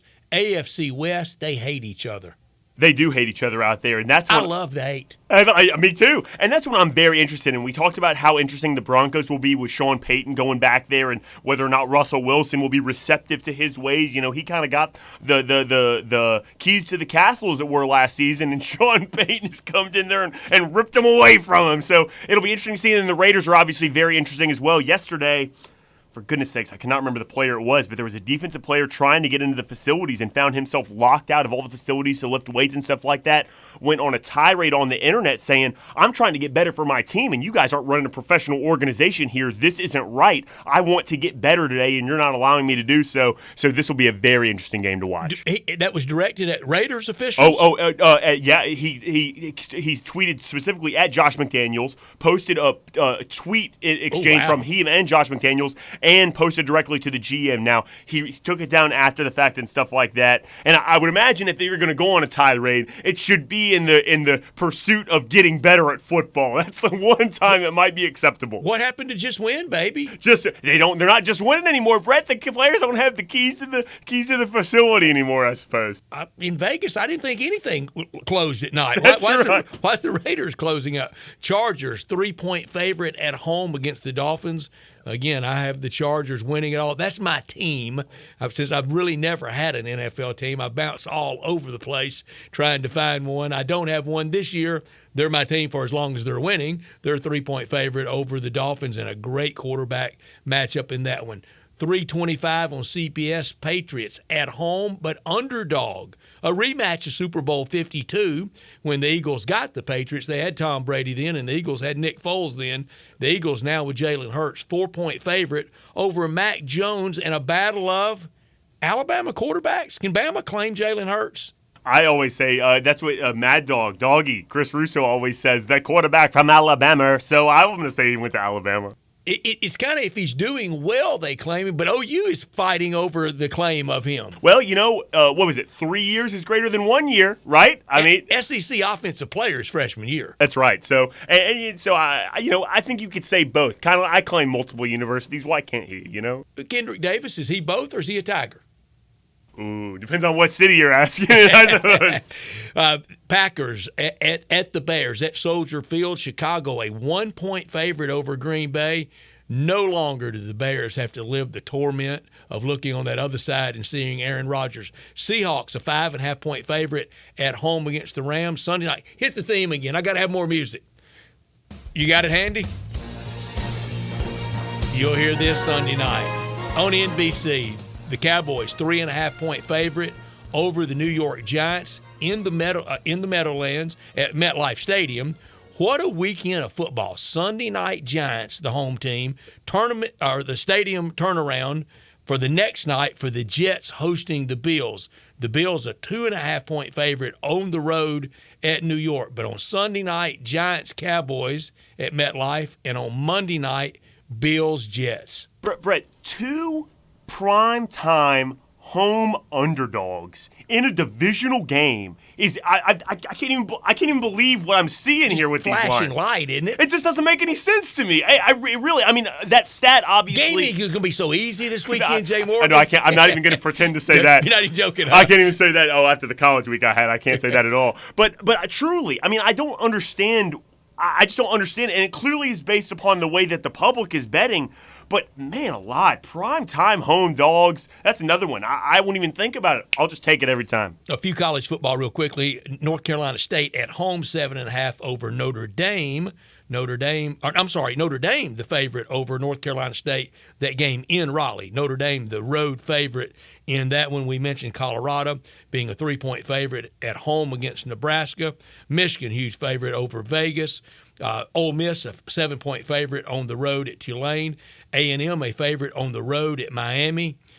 Oklahoma, 15.5-point favorite at home against SMU. And the big one on Saturday night, Bama, a 7-point favorite over Texas. When we come back, we get to our big number of the day. That's next on Sports Time. Broadcasting from the Family Leisure Studio, we are Sports 56 and 98.5 FM. One of the most infamous and controversial bands in the world. Wasp, the 40th Never Stops World Tour with special guest, Armored Saint. Wasp live. This Thursday night, Graceland Live. Tickets are on sale now at waspnation.com. Wasp, feel the sting. We interrupt this broadcast for special news and information concerning family leisure.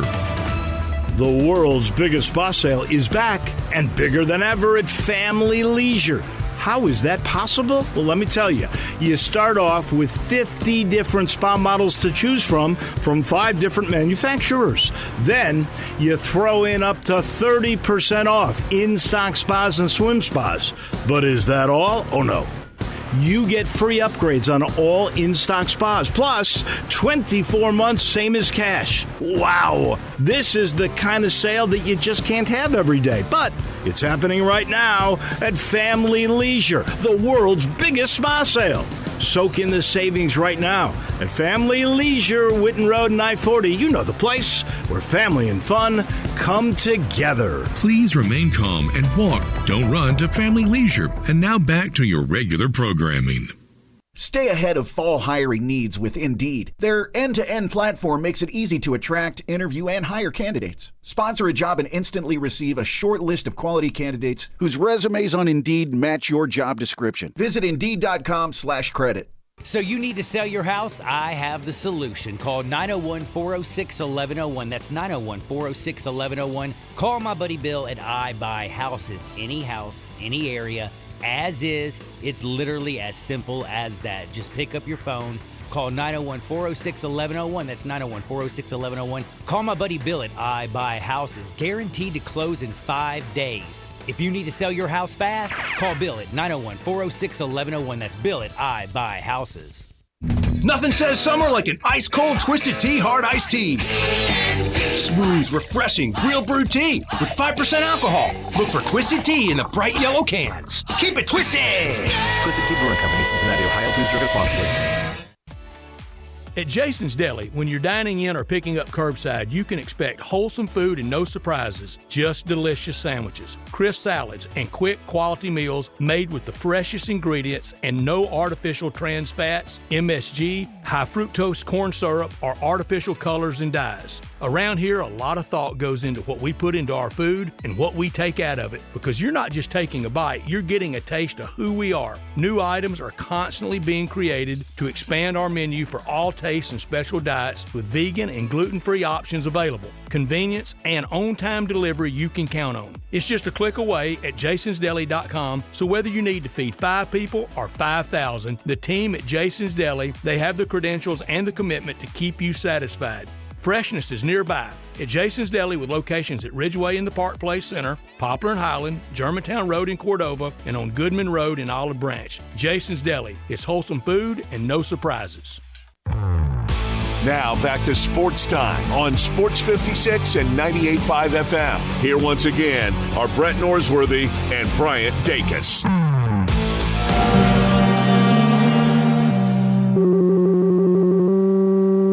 Big Daddy. Hello, Big Brand. It's a guy, he wants to be big, then he gets big, he doesn't want to be big anymore, then he gets small, but the suit's too big. Big Daddy. The big boy. You're a big guy. I think she's trying to pull a fast one on Big Daddy. The big number of the day. Some of those lines we just went over would be big numbers of the day, wouldn't they? Very much so, and some of them I would say are too small numbers. For instance, Oklahoma, I think, is Georgia, Alabama territory in terms of boat racing their opponents for a while here. Maybe I'm wrong, though. Dylan Gabriel possibly having this year the year most thought he would have had last year, but he didn't. You go first. Could be like what David Cohn said, too. Expectations might help his offseason quite a bit. I've got a lot of big numbers today in the absence of Bryant, but I'll start with this one first. This is really interesting, too. This is a baseball big number today. Pete Rose could return to baseball, go 750 for 750. Okay, so 750 at-bats, gets 750 hits. He was good, but he wasn't that good. And Tony Gwynn would still have a higher career batting average.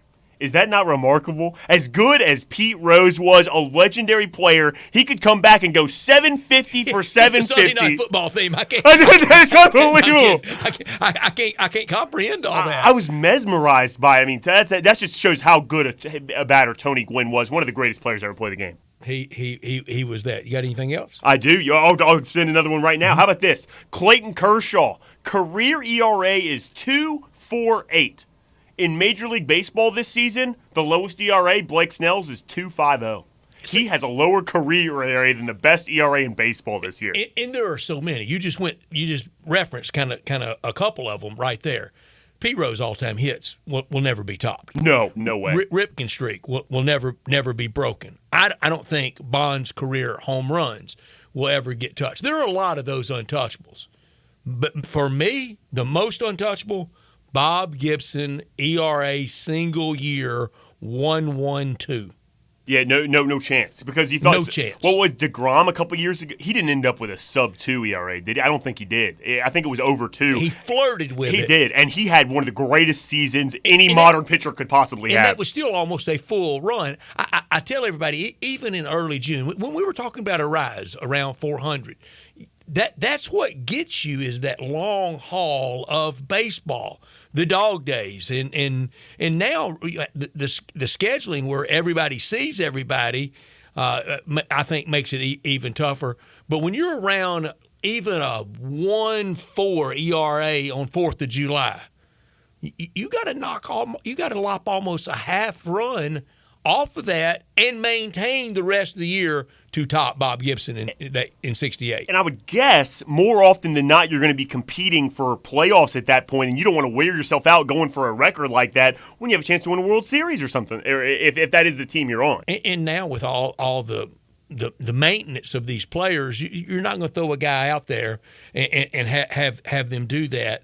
Kyle Gibson tonight, he goes for the Orioles. Guess what his nickname is? What is his nickname? Gibby. No. That's taken, Kyle. I know your last name's Gibson, and I know it kind of goes with anybody named Gibson, but no. In baseball, that's reserved for one guy. My big number is 121. That's the number of years since the last time Texas played football against Alabama in T-Town, in Tuscaloosa, 1902, the last time those two played there. Texas 7-2-1 all-time over the Mighty Tide. Bear never beat them. Nick Saban hadn't lost to them at Alabama. Is that an argument for whose statue should be bigger out in front of the stadium? I think we can keep them at both the same size, but Bear never – it was a couple teams. Never beat Notre Dame, never beat Texas, and I want to say there was an odd one that he maybe only played when he was coach at A&M, somebody like Rice. It was somebody like that. But there were 3 teams that the great Paul Bear Bryant never beat. I got the answer here. More odd? No. It's this is a great answer here. Oh, Brett, this is better than you could ever imagine. The 3 teams he never beat: the University of Notre Dame, the Texas Longhorns. Somebody from the ACC from his Maryland days. Even better. The Alabama Crimson Tide. Oh, that's not even a fair answer. He was the coach of that team. I thought there were three opponent teams. I thought there was a Rice or an odd team from the ACC, and it is Maryland time. But I knew Notre Dame. It was a house of horrors, and it was against Texas. I mean, some ugly Cotton Bowl losses to Darrell Royal. Very fascinating that those are teams he couldn't beat, especially when you think of the allure of Bear Bryant. He beat everybody else. Beat everybody else. But I guess it just goes to show just how powerful those teams were in those days as well, just up there competing with Bear Bryant. But he had him in the national championship department. Yeah, and all the Saban-Bryant comparisons, and there are going to be even more with Nick Saban now at 286 career wins. Coach Bryant at 323, and he won't be able to pass him for at least probably into 3 more years. They're out there. The championship's out there, and my stock answer on it is Nick Saban. I think is the greatest college football coach ever. The biggest figure in the history of college football was Bear Bryant, and it seems to be getting bigger and bigger as time passes as well. Another thing I was very interested in terms of big numbers today was I had one that was just about basketball here.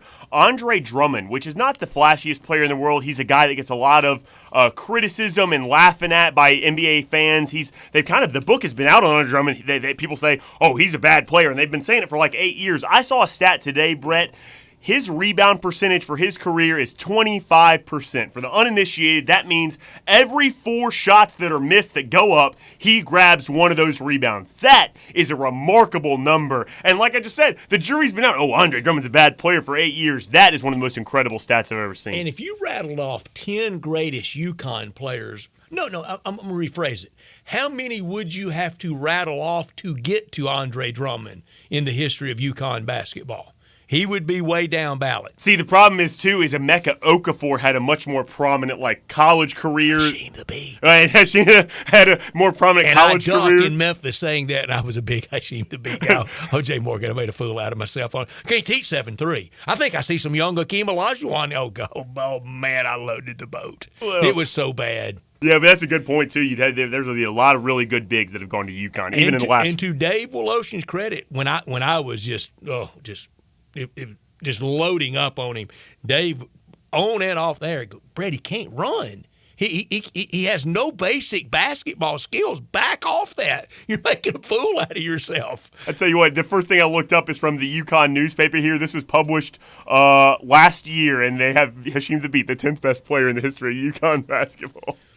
Another Bryant-Saban comparison. Now at Alabama, Nick Saban has coached 222 games. So get that kind of, again, this segment is a big number. A lot of numbers coming at you.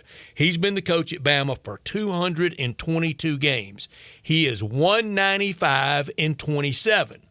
Through 222 games, the Bear was 177-37-8. 8 ties. So that gives Nick Saban a margin of plus 18 in wins, 195-177. If you turned all the ties into wins for Bear, Saban would still be plus 10. That sounds like my Pete Rose Tony Quinn stat there. Really you can keep giving him wins we wrapped there. it all the way up, didn't we? You can keep giving him wins. We didn't practice that. No, either, we did not. Where's my Sunday night football theme? I need it again. You got it, Andy? No, I'm playing you.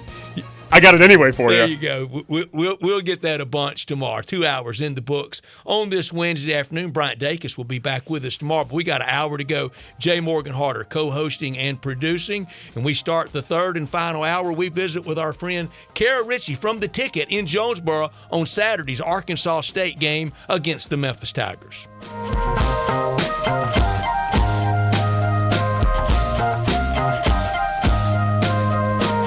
Homer Skelton Hyundai Genesis in Olive Branch has an offer you can't refuse.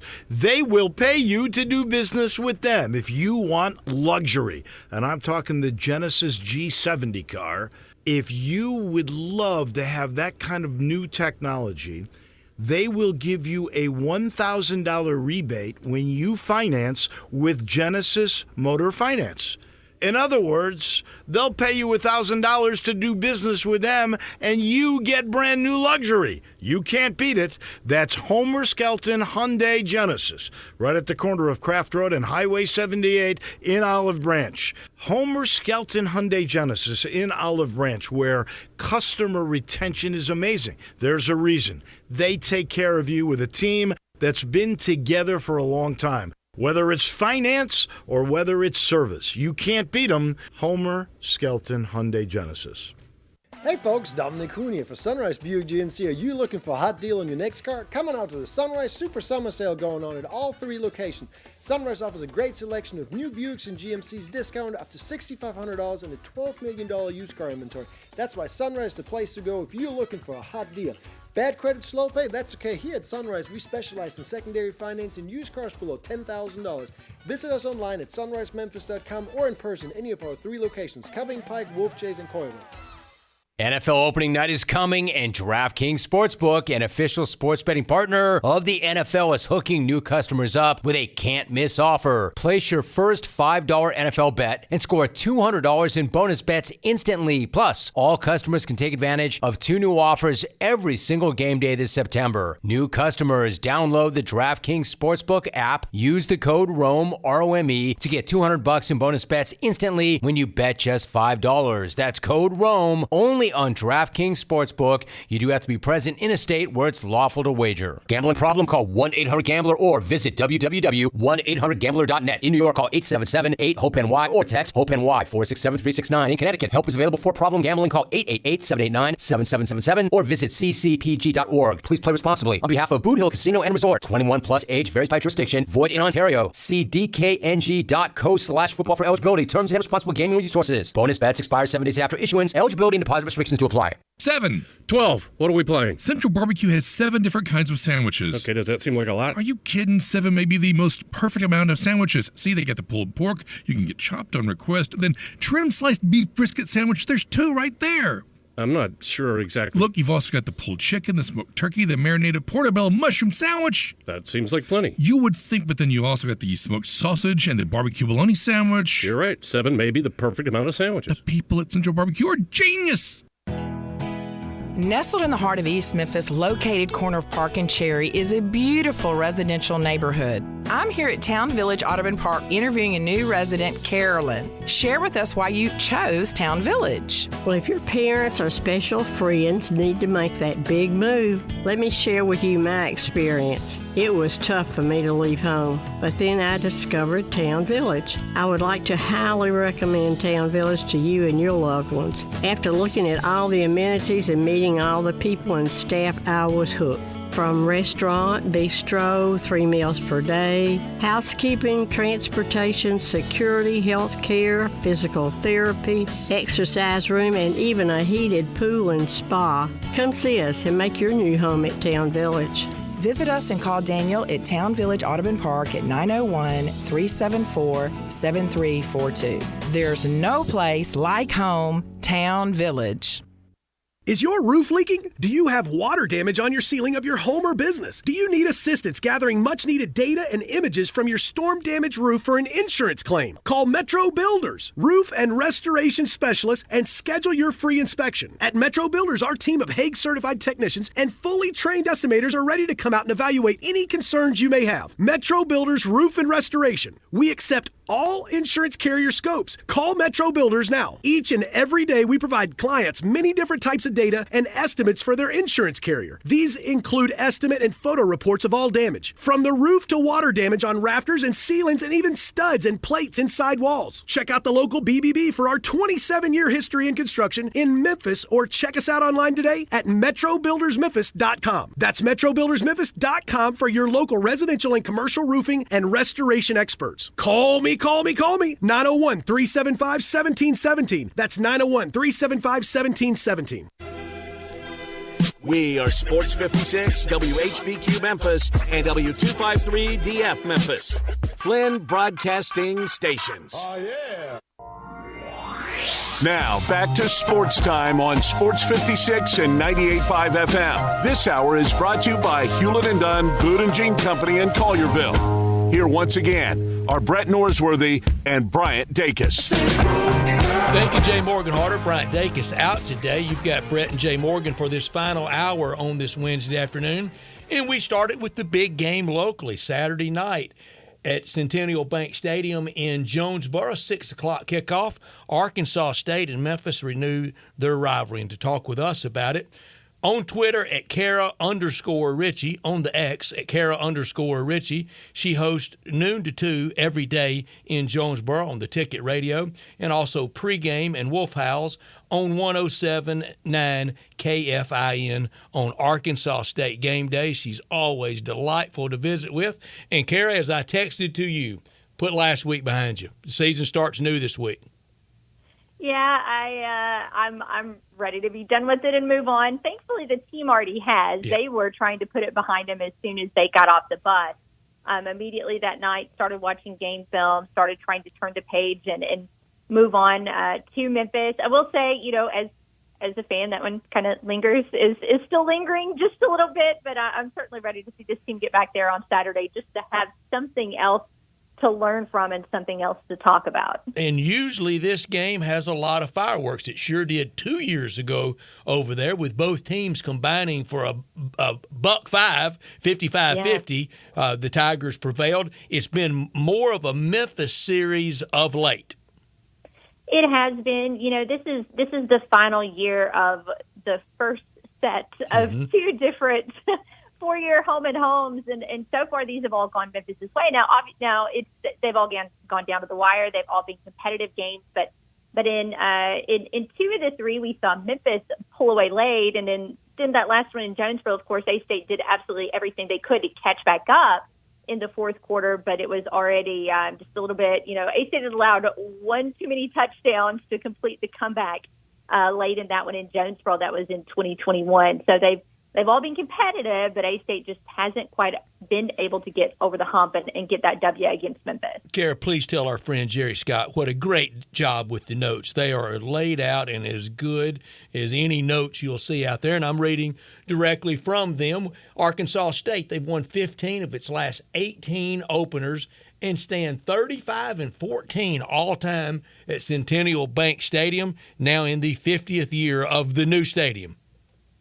Yeah, so this is actually something that's going to be a key note coming up all year, is that it is year 50 in the facility. In fact, on my show today, my in-studio guest was a player by the name of Robert Spear, a standout defensive end in the mid-'70s, and he played in that first game there at Indian Stadium. Yeah, so all year long, that's been a huge talking point. Before the season kicked off, they had a best games bracket where they went back and looked at the top games in Centennial Bank Stadium history. The ultimate winner there was a game from 2012, but the runner-up was a game against Memphis in 2007, where Memphis was just walloping Arkansas State until the half. And then the Red Wolves had a huge special teams play. And actually then it was still Indians at that point in time. But then Indians had a huge special teams play. The second half was all A-State, and A-State came back to win. So this has obviously been a special history, and for the fact that this is going to be the game that kicks off the 50th season there at the facility, it kind of seems perfect. Kara, I'm not trying to be the guy that tops every story, but let me tell you about my first year story at then Indian Stadium. Our Boy Scout troop went. We had to wear our uniforms. Had sashes and medals and the whole act on. And we go to the game, and I think it was the game. I know it was the game, but I think this was in '74. That Joe Duran, I think it's still a record field goal for Arkansas State against McNeese State late in the year, record-long field goal that I think still stands. I was there first year of the new stadium. It would have been either Duran or Scott Roper, I think, that has that all-time field goal. Well, it was Joe Duran, my kick. Yeah, it was Joe Duran in your case. I'm trying to remember who the ultimate there was somebody who had a 63-yarder. Okay, well, that would have topped, because I think this was 59 or 60, straight on kicker back in the day. Yeah. Square toe. Yeah, getting the kicking shoe on was quite the act back in the day.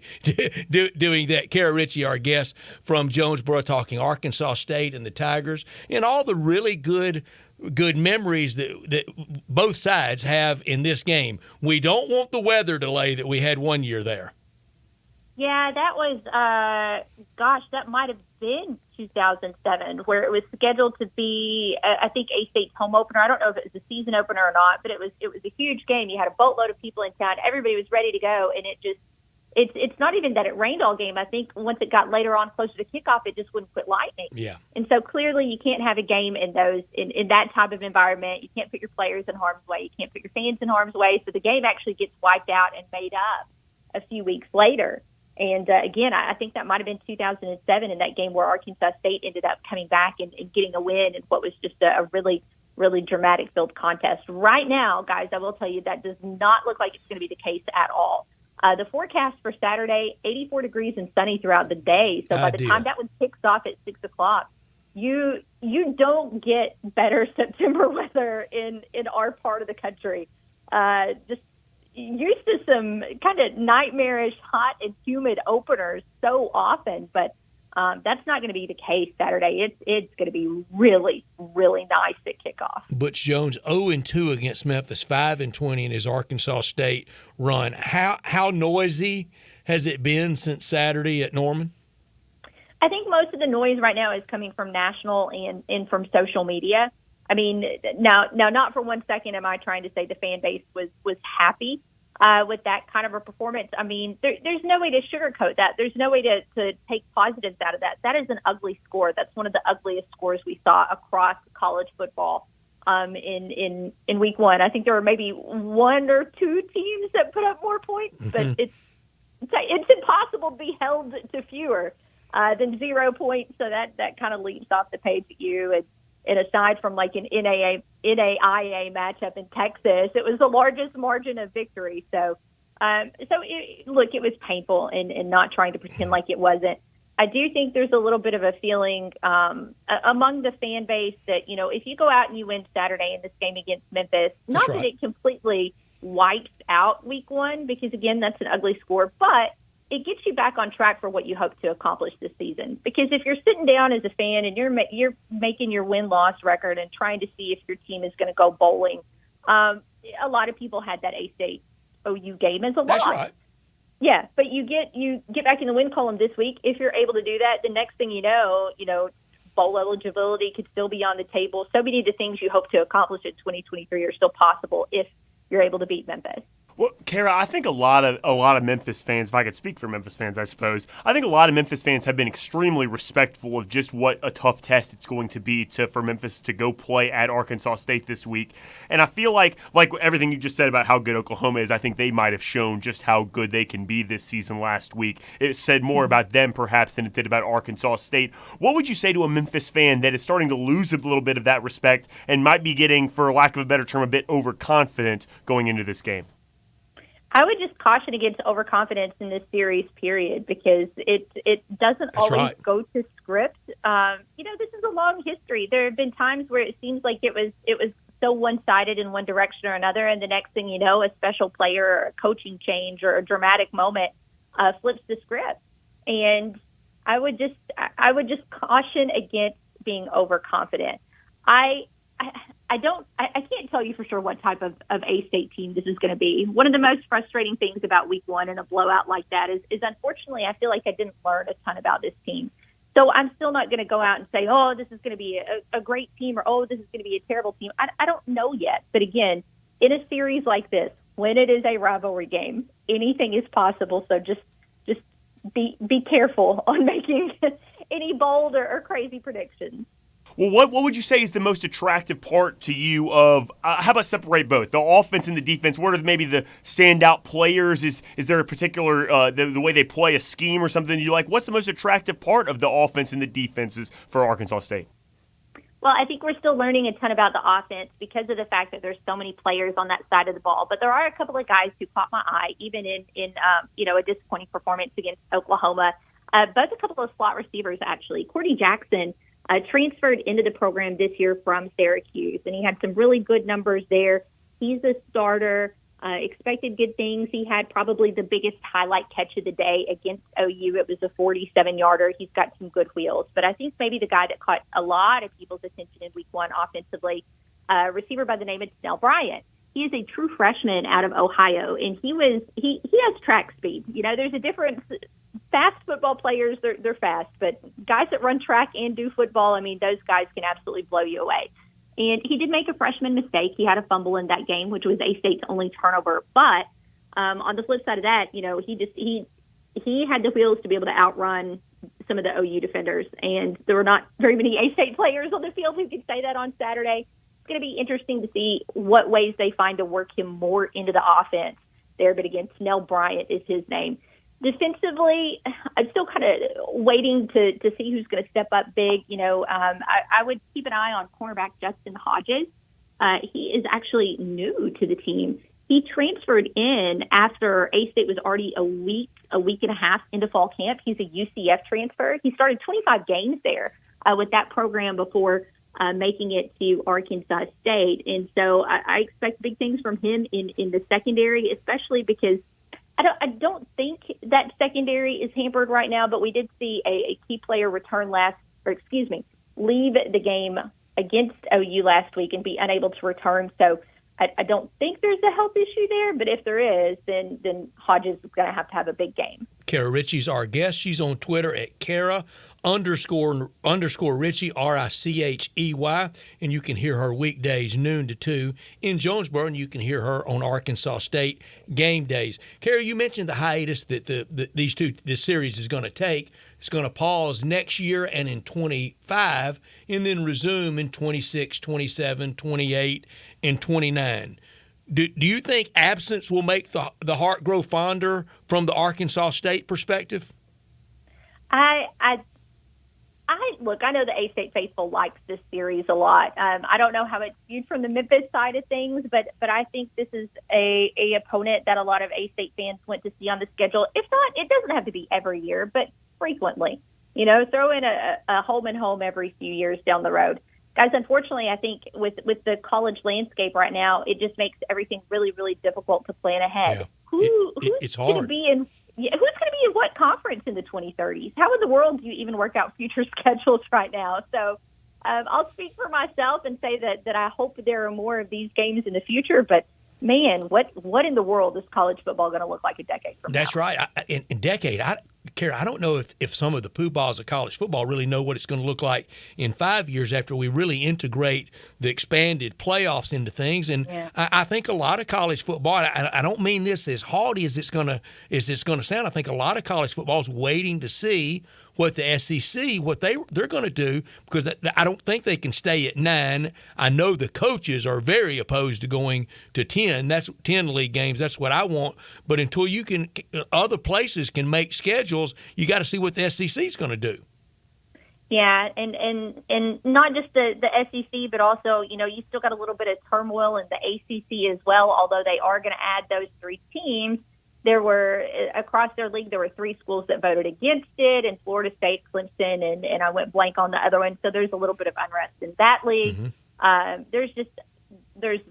don't know. I don't know anymore at all when it comes to the future of college athletics and what it's going to look like. The only thing I can tell you is that it is going to change, because it always does. No doubt. As much as we know anything, no doubt. September 6th, 2025. War Memorial Stadium. It happens, doesn't it? I believe so. I think so. You know, there is still some questions about how the SEC schedule will change, and if so, how that potentially impacts a non-conference game on the Arkansas slate. Interestingly enough, I think they're also slated to play Memphis that year as well. And most likely, guys, if they add a conference game, one of us is getting the boot. And whether that'll be A-State or whether that'll be Memphis remains to be seen. But it's already kind of getting to be an interesting story. That's a game I've looked forward to for a long time. Me too. So, and have advocated forever playing it. When I was at Fayetteville, I was for them playing. One of the great nights ever at Barnhill Arena was that NIT game. I know Arkansas State came up just a little short in that game, but that atmosphere in that building, and I saw Larry Lacewell at halftime, and he was beaming. We've seen the Red Wolves and the Razorbacks play each other now in almost everything, which has been really nice because you might not get a game like that every year in men's basketball, and you might not need it, but it certainly sheds a brighter spotlight on some of your women's sports. We've seen we're about to head into year 3 of a 4-game women's basketball series. These teams have started meeting in soccer, which is really great. So it's just another great opportunity to talk about this game, to talk about these women's teams, and to get out and enjoy some in-state competition. Kara, I want to ask you, too, a bit more generally. I apologize for moving on already from the game coming up this weekend because it's a really big game, I think, for both teams. I think everyone would agree on that. But the Sun Belt is one of my favorite smaller conferences to watch in college football. They play very competitive games. It's just really high-quality football for a smaller league. What's the layout of the Sun Belt look like this year, and where exactly does Arkansas State fall in that?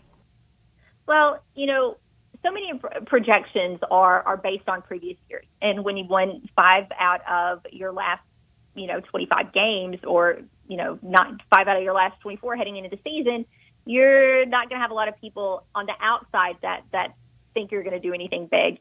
And so A-State was picked close to the bottom of the league in the West Division when you go back and look at the preseason poll. I think that A-State is better than that. Some of it is probably homer bias, but one of the things we're starting to see around the Sun Belt is this league just continues to get better. Going into the season, I think a lot of people expected with a coaching change at Texas State for them to continue to struggle. Well, no, they go out and they knock off Baylor in week 1. So you go back and you look at the teams over the past few years that have been able to go and pick up these big non-conference upsets, and the list just keeps getting longer and the league just keeps getting deeper. So it's going to be a challenge. It's a tough schedule this year for A-State.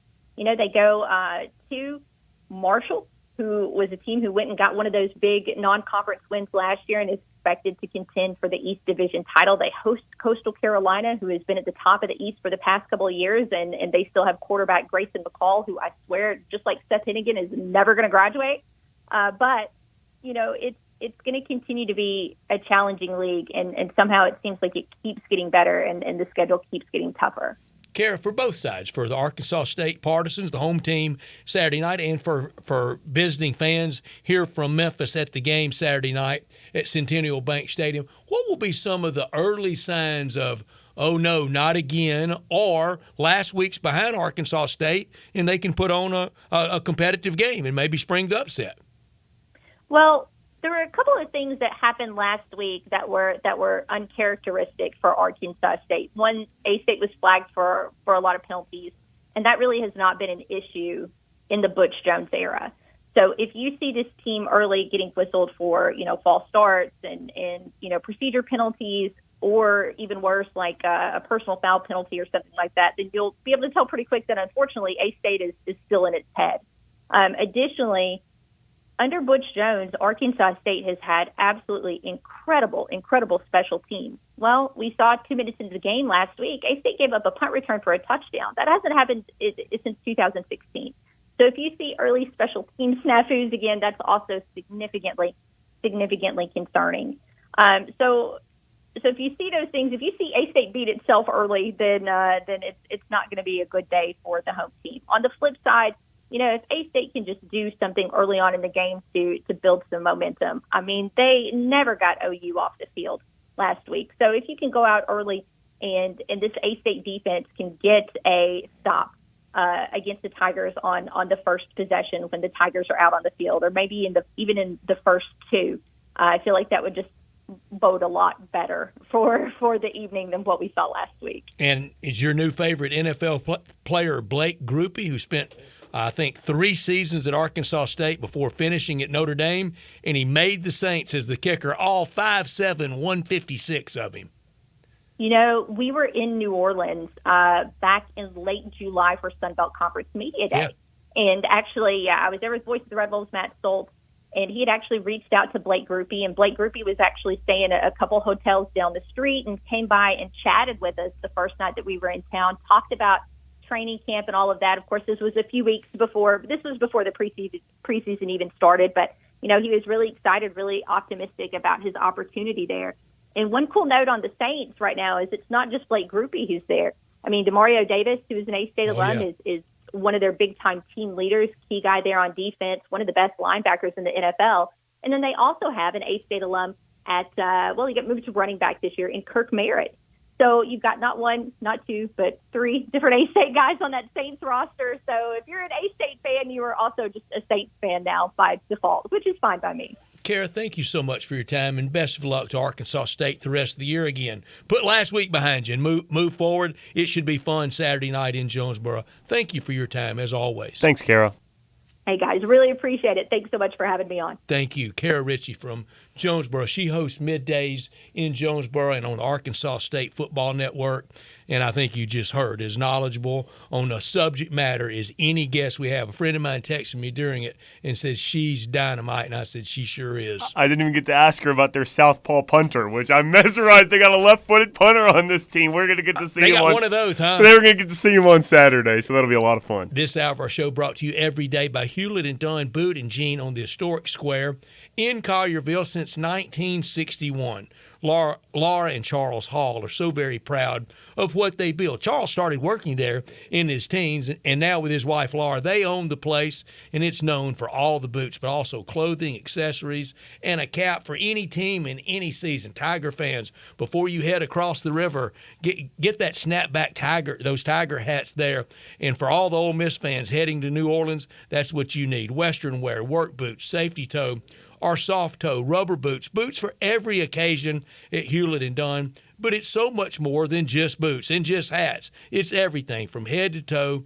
They have you covered with every brand imaginable. Ariat, Dan Post, Anderson Bean, whether for men or for women. They've got men and women's clothing, jeans, pants, shirts, shorts, outerwear, and the best duckhead collection you'll find. Charles and Laura Hall invite you to 111 North Center Street or to hewlettdunn.com on the square in Collierville. Hats, sunglasses, boot care products, and every area team snapback cool hat you can think of. Grizzlies, Tigers, Mississippi State, Tennessee, Ole Miss, the Razorbacks. And for travel, the bag selection is top-notch. hewlettdunn.com, but please visit and say hello at 111 Center Street on the square in Collierville at Hewlett and Dunn. Saturday night for Arkansas State. Easier said than done to put last week behind you, but they have to, because if they start 0-2, then we know the questions that are going to surround Butch Jones. The AD, Jeff Purinton, did not hire him, and we know how that goes in the coaching world. I guess it's easier for me to say that it's easy that you should put it behind you because of how much I think it says about Oklahoma. I think it says way more about Oklahoma than it does about Arkansas State. Sure could. It could be wrong, but I really do think it says a lot about Oklahoma. And been some wild games through the years, and this latest generation of playing, it's been all Tigers but fun games, and that one 2 years ago, 55-50, about as wild as you can imagine. I don't think it will be that Saturday. I don't think you want to play a team coming off a 70-point loss either. That they're going to be hungry for something, and you know Memphis will be ready to play too. They're definitely going to be get ready to go down there. They've got a lot of expectations of their own to deal with. So I think it's going to be an exciting football game and a hard-fought one at the end of the day. I think Karen made the good point. On all these preseason W's and L's that we wade through and everybody wades through, nobody had Arkansas State beating OU. Not at all. So to get to the bowl magic number of 6, that wasn't in the equation. And everybody that did Tiger preseason W's and L's, they had Saturday night in Jonesboro as a win. I sure would like to see somebody that did have it as a loss, though. And I wonder if they came from the great state of Arkansas or if they were a negative Nancy in Oklahoma that was just so upset about Venables last season they wanted to call the law. I wonder which is more likely, the Arkansas call or the Oklahoma call. That would have gotten Brett Venables in a lot of trouble. Oh, he wouldn't have been the coach today. I don't know if he could have survived that, but he'd have to worry about that at 73 zip. I asked her about the 2025 game scheduled with the Razorbacks, finally, that game to be played. I asked her, and she was right about this. There's so many moving parts in scheduling with all this change in college football. That same year, Ole Miss is scheduled to open at the L.A. Coliseum against USC and the Trojans. And I'm hearing that may not be as in concrete as it once was, and we're all trying to figure out what future scheduling models look like. I want that game badly. So it could be affected by them just going to a different conference like that, then, you think? Well, and the SEC going to more conference games. I see. The SEC, and both parties really wanting out of that type of non-conference game. Wow, that would be such a sad. Like you said, it's very, all this stuff is very fluid now. The case. Yeah, it's so fluid now with all the change. It would be tough to see. But you hate to lose marquee games like that, especially when football scheduling is so far out. A lot of anticipation about that game, I'm sure. I want the Razorbacks and Arkansas State playing at War Memorial that year, and I want to go with Ole Miss to the L.A. Coliseum. When we come back, we will see what's trending from around sports, and then we'll wrap it up with Taco Bell Crunch Time. Stay with us. You're listening to Sports Time. You already know you can listen to Sports 56 anywhere with the Sports 56 app or at sports56whbq.com. But you can also watch us daily with live video of all of our shows on Twitter, Facebook, YouTube, and Twitch. Hotsy Pressure Washers and Detail Supplies of Memphis takes it all off. They are the #1 cleaning and equipment provider, period. Big or small, Hotsy has the solution. From hot water and cold water pressure washers to industrial soaps and detail supplies, Hotsy has you covered. For our Sports 56 fans, you get 20% off all detail products, so don't miss out on this amazing deal. Call Hotsy today, 901-379-0550, or visit their showroom, conveniently located at Austin P and I-40. Ray Magliozzi here for eBay Motors. Okay, easy now. You're teaching your kid how to parallel park. Ouch! Turns out he likes to do it by feel. Don't worry, eBay Motors has bumpers, taillights, trunk lids, license plate holders, 122 million parts. Pull up just a little bit. And headlights. They've got lots of headlights. Get the right parts at the right prices. eBay Motors. Let's ride. A good friend of mine often says that golfers are the best athletes. This is Sheldon Rosengarten with Marks Bensdorf Realtors. Now, I don't want to embarrass Ed by mentioning his name, but if you stop and think about it, he may be right. Just like the best real estate agent may not be who you think. Like a left tackle in football, a golfer hits it hard off the tee. Like a sprinter, the golfer walks down the fairway to reach his ball. Then like a quarterback who wants to connect with a distant target, the golfer hits the ball again, and in my case, again and again and again. So if you or someone you know is thinking of selling a home, draft your team by interviewing the players. Find out who will block that offensive lineman from knocking your deal down, and find out about the Shell Bucks option play. When interviewing, call or email me to find out why people often say, when you want the job done, call Shell Done. You can reach me at 483-0546 or memphisrelocate.com. That's 483-0546 or memphisrelocate.com. Do it now and don't fumble that ball. It doesn't matter if you're at the lake, if you're hunting, fishing, playing golf, or just playing around, Scooters Plus can hook you up with the mobility that you need. Scooters Plus has the largest vehicle and parts inventory in the Mid-South and the best service department. You can choose from ATVs, UTVs, golf carts, motorcycles, dirt bikes, trikes, scooters, and even electric bikes. Come in today to start or wrap up your holiday shopping with 25% down on Christmas layaways. Scooters Plus, 3425 Summer Avenue. Call Sam at 458-8843 or go online to scootersplus.us. Homer Skelton Hyundai Genesis in Olive Branch has an offer you can't refuse. They will pay you to do business with them if you want luxury. And I'm talking the Genesis G70 car. If you would love to have that kind of new technology, they will give you a $1,000 rebate when you finance with Genesis Motor Finance.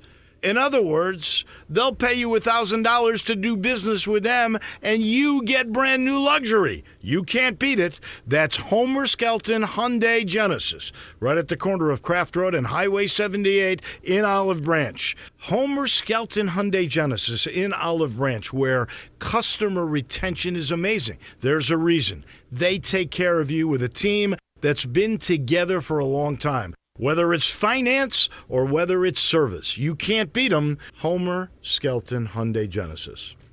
Do you know one of the best things you can do for your employees or family's health? Provide Arctic Clear bottled water. Arctic Clear bottled water is your locally owned and operated bottled water provider. Arctic Clear is 100% natural spring water with free delivery and setup, dependable service, and no long-term contracts. What an easy choice. Call Jeff Manus today, 901-382-2363, or visit arctic-clear.com. Arctic Clear bottled water. Call now, 382-2363. That's 382-2363.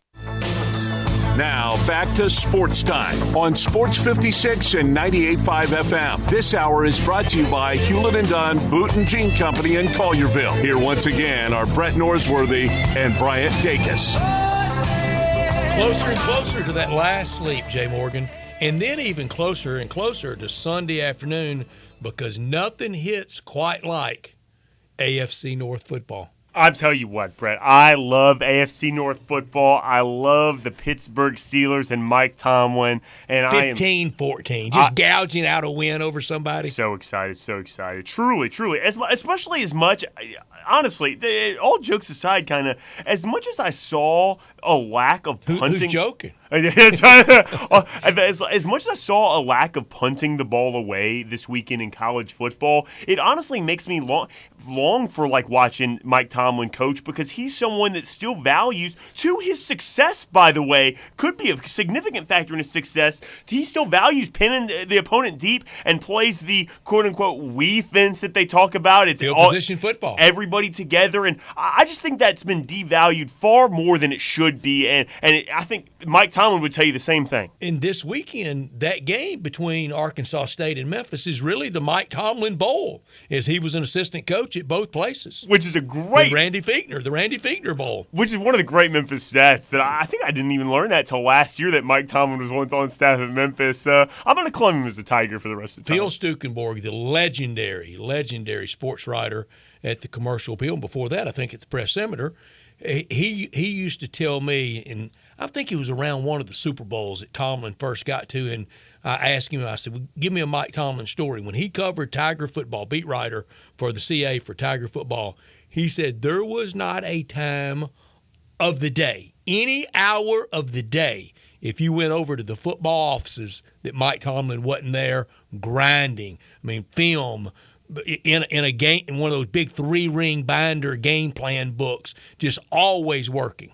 I believe it. And you know what? And even more so than that, not just in the office, Brett, on the field too. The Steelers turned around their season last year when a picture was posted on the internet of Mike Tomlin wearing the Guardian helmet as he coached the entire team's practice. He wanted to get out there just as much as everyone else did, and their season was turned around at that point. Man, I'm so excited for, like you said, AFC North football. It's just different, Brett. A story breaking now, and I'm not at all surprised about it. I don't know when I did, but I alerted on these airwaves that this is going to happen one of these years. Now, this is not exactly what this story is. So, all right, let me give the story. Caleb Williams' dad is saying it's no lock that he's turning pro after this year. The financial number around him at USC, it's reported at $3 million. There are a lot of people in Oxford that have a lot of USC ties, if you know what I'm talking about. Mm-hmm. They're saying the number could be $6 or $7 million for Caleb Williams for this year, for 1 year to play there. All right, so my point that I kind of warned about, I don't know if it was a warning, but I said I think it's going to happen, and I wouldn't blame anybody for doing it, and I might even do it if I had one. So Mr. Williams says today there's no lock that he returns to SC next year. I don't think there's a lock. If he goes back-to-back Heismans, he plays anywhere next year if he doesn't like the draft order. Why would he? What does he have left to prove? I think, an argument against that could be that Deshaun Watson sitting out, as good as that player was, one of the 5 best quarterbacks in the NFL.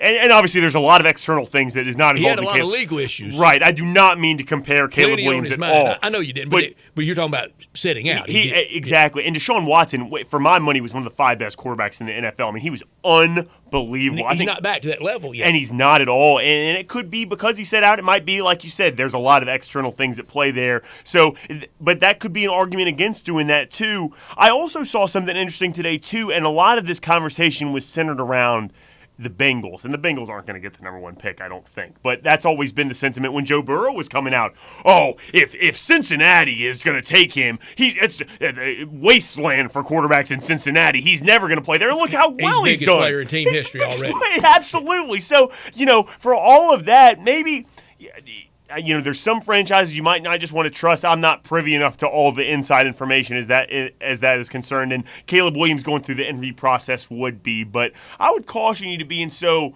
standoffish to making sure you like the team. Teams can rebuild in a quick way, and I would cite the Bengals as an example of that too. Yeah, I just wonder who the team is that the Williams family doesn't want him. You may be falling to. Me too. But I first brought it up. I want to say the first player I mentioned was a running back, and it was Leonard Fournette at LSU. After a year, for sure 2 years at LSU, you saw big-time player in him. Now, he got hurt. Things happened. He didn't end up being that big-time player. But even after that first year at LSU, I think that was the player I used it as the example on these airwaves. Well, why wouldn't he just say, hey, I'm shutting it down? Now, running back different than quarterback, timing, all those issues. But look, there's a finite number of hits to those knees, to those ribs, and to those shoulders. True. And I think this is an argument you can have throughout sports right now is rest versus not rest versus play. I don't think that's the right way to say it. But like, what is more in terms of creating value for yourself? How do you maximize that? Is it sitting out? Is it playing those games too? I would also cite what's my running back for the Jets that came from the Steelers that ended up sitting out for a year. Le'Veon Bell. Le'Veon Bell, thank you. And he recently said, now, very different portion in his career at that point than a guy coming out of college like that. He got in his cash. Very much so. But he said after the fact that he very much regretted it because it kind of derailed his season. He thought he could have played more football in him in that way. And also, Mike Tomlin said something. I love quoting Mike Tomlin, I suppose. But what he just said recently that I really liked, and it's a very interesting quote, is I've never seen a boxer get ready for a match without sparring. You got to get in the ring and do the work. And maybe the same could be said. I don't think we know enough about what is the best course of action in that way. And he was specifically talking about playing preseason football versus resting through preseason. So another very different example. It's hard to say. I think you could really make an argument either way. And I'm using an extreme example with Caleb Williams. There are only so many takeoffs and landings for your Achilles. There's a number in there. And why waste it in another year at USC if you go back-to-back? Even if you don't. I mean, let's say he got something to go to Oklahoma. Between Oklahoma and what's been legal in the 2 years at USC, let's use $8 million. Now, that's not life. That's not you never do another thing again in your life, but it's pretty good coin. And you've about accomplished all you've wanted to accomplish as a college player. He's from Washington, D.C., so he didn't grow up dreaming of Fight On. I'm sure he likes it there and all that, and that's fine. But I've done enough. I don't like where I'm going in the NFL draft. I'm going to get me a workout guru. I'll see you draft 2025.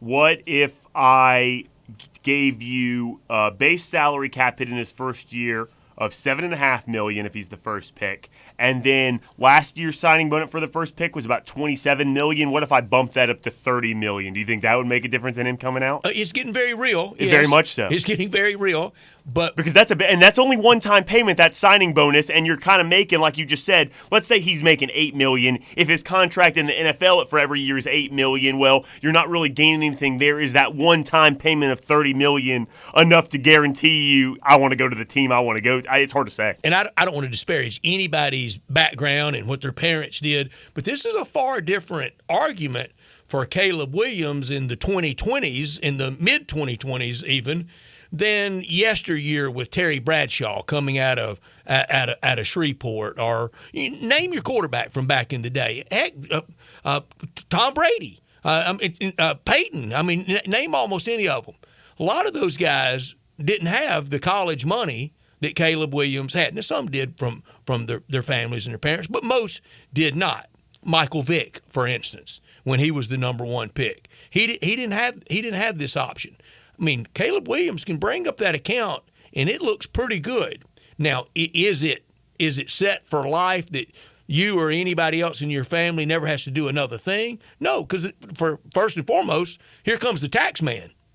No kidding. And like you said, it's not like, that gap is almost from high school to college now. You know what I mean? Where you're making all that money, and that's where it's not life-changing. You just made an excellent point there about it's not life-changing. You still have to continue to work, and football only lasts a short amount of time, maybe shorter than even the other sports you would play. It's a really difficult conundrum that the sport is under right now, is how do you deal with players having that leverage in order to say, well, I'm not going to play for them. I'm going to go back to college and make that money. Until the NFL deems it a problem, though, I guess it's just going to continue to happen. And I ask people, it's almost impossible for us to do it because we all look through so many things through the prism of fandom, me included. And you're sitting there thinking, I can't believe you would tell yours to do that. I mean, you got to go play for good old State U. Now put yourself in the Williams position, and then think about it. If it was yours, if it was your child, and you've kind of done all you can do, you've maxed out the college experience. Why risk it? And I've got the leverage. I don't have to go to just any team. Yeah, but do you think that's misguided at all, that it would be so derailing if you went to that team? Because there's no guarantee that the decision that you make, that's a good team for me to go to, that it works out there either, When J.D. Drew kind of engineered this in the baseball draft, and when Eli Manning engineered it in the NFL draft, did we mind so much? No, and it worked out for it. Worked out for both, really. Yeah, J.D. Drew did make it all the way there. That was a different trade that didn't work out. J.D. Drew maybe didn't work out for the Braves more than anybody. But no, you're right, and it certainly worked out for Eli in a big way. But I would say Eli's situation is different because he had the wherewithal. Not he had the wherewithal. His family had the wherewithal of having NFL experience, where they knew.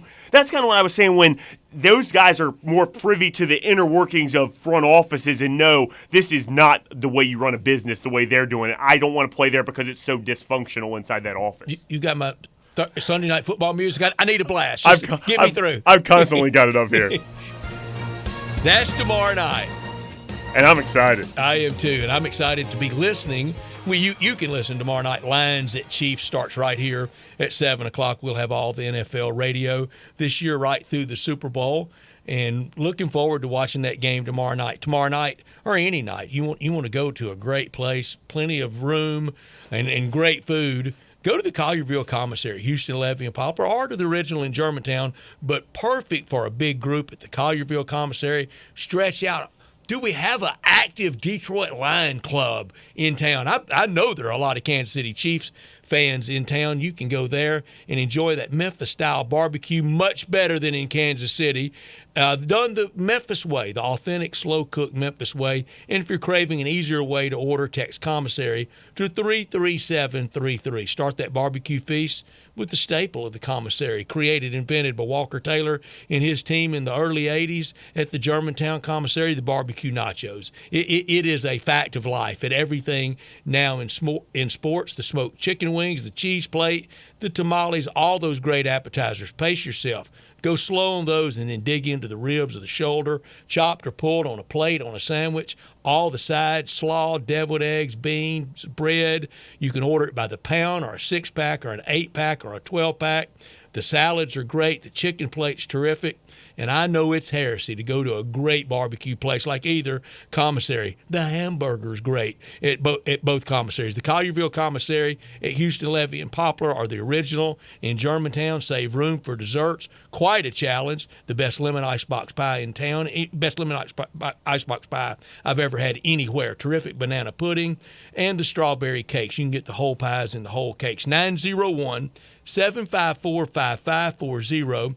Online at commissarybbq.com in Collierville and Germantown, the party area, sports always on, orders to go, catering, tailgating. You can get it all at the commissary. 901-754-5540. Online at commissarybbq.com in Collierville. Taco Bell Crunch Time next. Start your day with Sports 56 Mornings with Greg Gaston and Eli Savoy. Weekday mornings from 7 to 10, right here on Sports 56 and 98.5 FM. Homer Skelton Hyundai Genesis in Olive Branch has an offer you can't refuse. They will pay you to do business with them if you want luxury. And I'm talking the Genesis G70 car. If you would love to have that kind of new technology, they will give you a $1,000 rebate when you finance with Genesis Motor Finance. In other words, they'll pay you $1,000 to do business with them, and you get brand new luxury. You can't beat it. That's Homer Skelton Hyundai Genesis, right at the corner of Craft Road and Highway 78 in Olive Branch. Homer Skelton Hyundai Genesis in Olive Branch, where customer retention is amazing. There's a reason. They take care of you with a team that's been together for a long time. Whether it's finance or whether it's service, you can't beat them. Homer Skelton Hyundai Genesis. Did you know nearly 40% of men under 40 and over 75% of men over the age of 40 experience sexual performance concerns? At the Memphis Men's Clinic, their experienced physician performs a comprehensive evaluation that determines which specific issues may interfere with your sexual performance. These issues can vary and range from anxiety to medical issues, low testosterone, or erectile dysfunction. The Memphis Men's Clinic has evaluated hundreds of men of all ages over the years and reestablished a normal sexual life. The Memphis Men's Clinic will work aggressively to resolve issues and allow you to restore your sexual health and overall well-being. That's the Memphis way. If you're 20 years old or 90 years old, come and get cared for the Memphis way. Treatment that's based on your specific needs after a professional clinical evaluation by their experienced board-certified physician. Call the Memphis Men's Clinic today at 901-443-0475 or visit memphismensclinic.com. Is your wife asking you to stop eating junk food? Well, we have you covered at Humdinger's. It's quick and it's healthy, and most important, it tastes amazing. With many choices from salmon salad to rainbow trout and grilled asparagus. Come visit us for lunch at Humdinger's, 6300 Poplar Avenue. So good, Coach Penny eats with us weekly. Don't forget, Humdinger's offers full-service catering for weddings, social events, or your corporate lunches. You can call 901-260-8292 to find out more.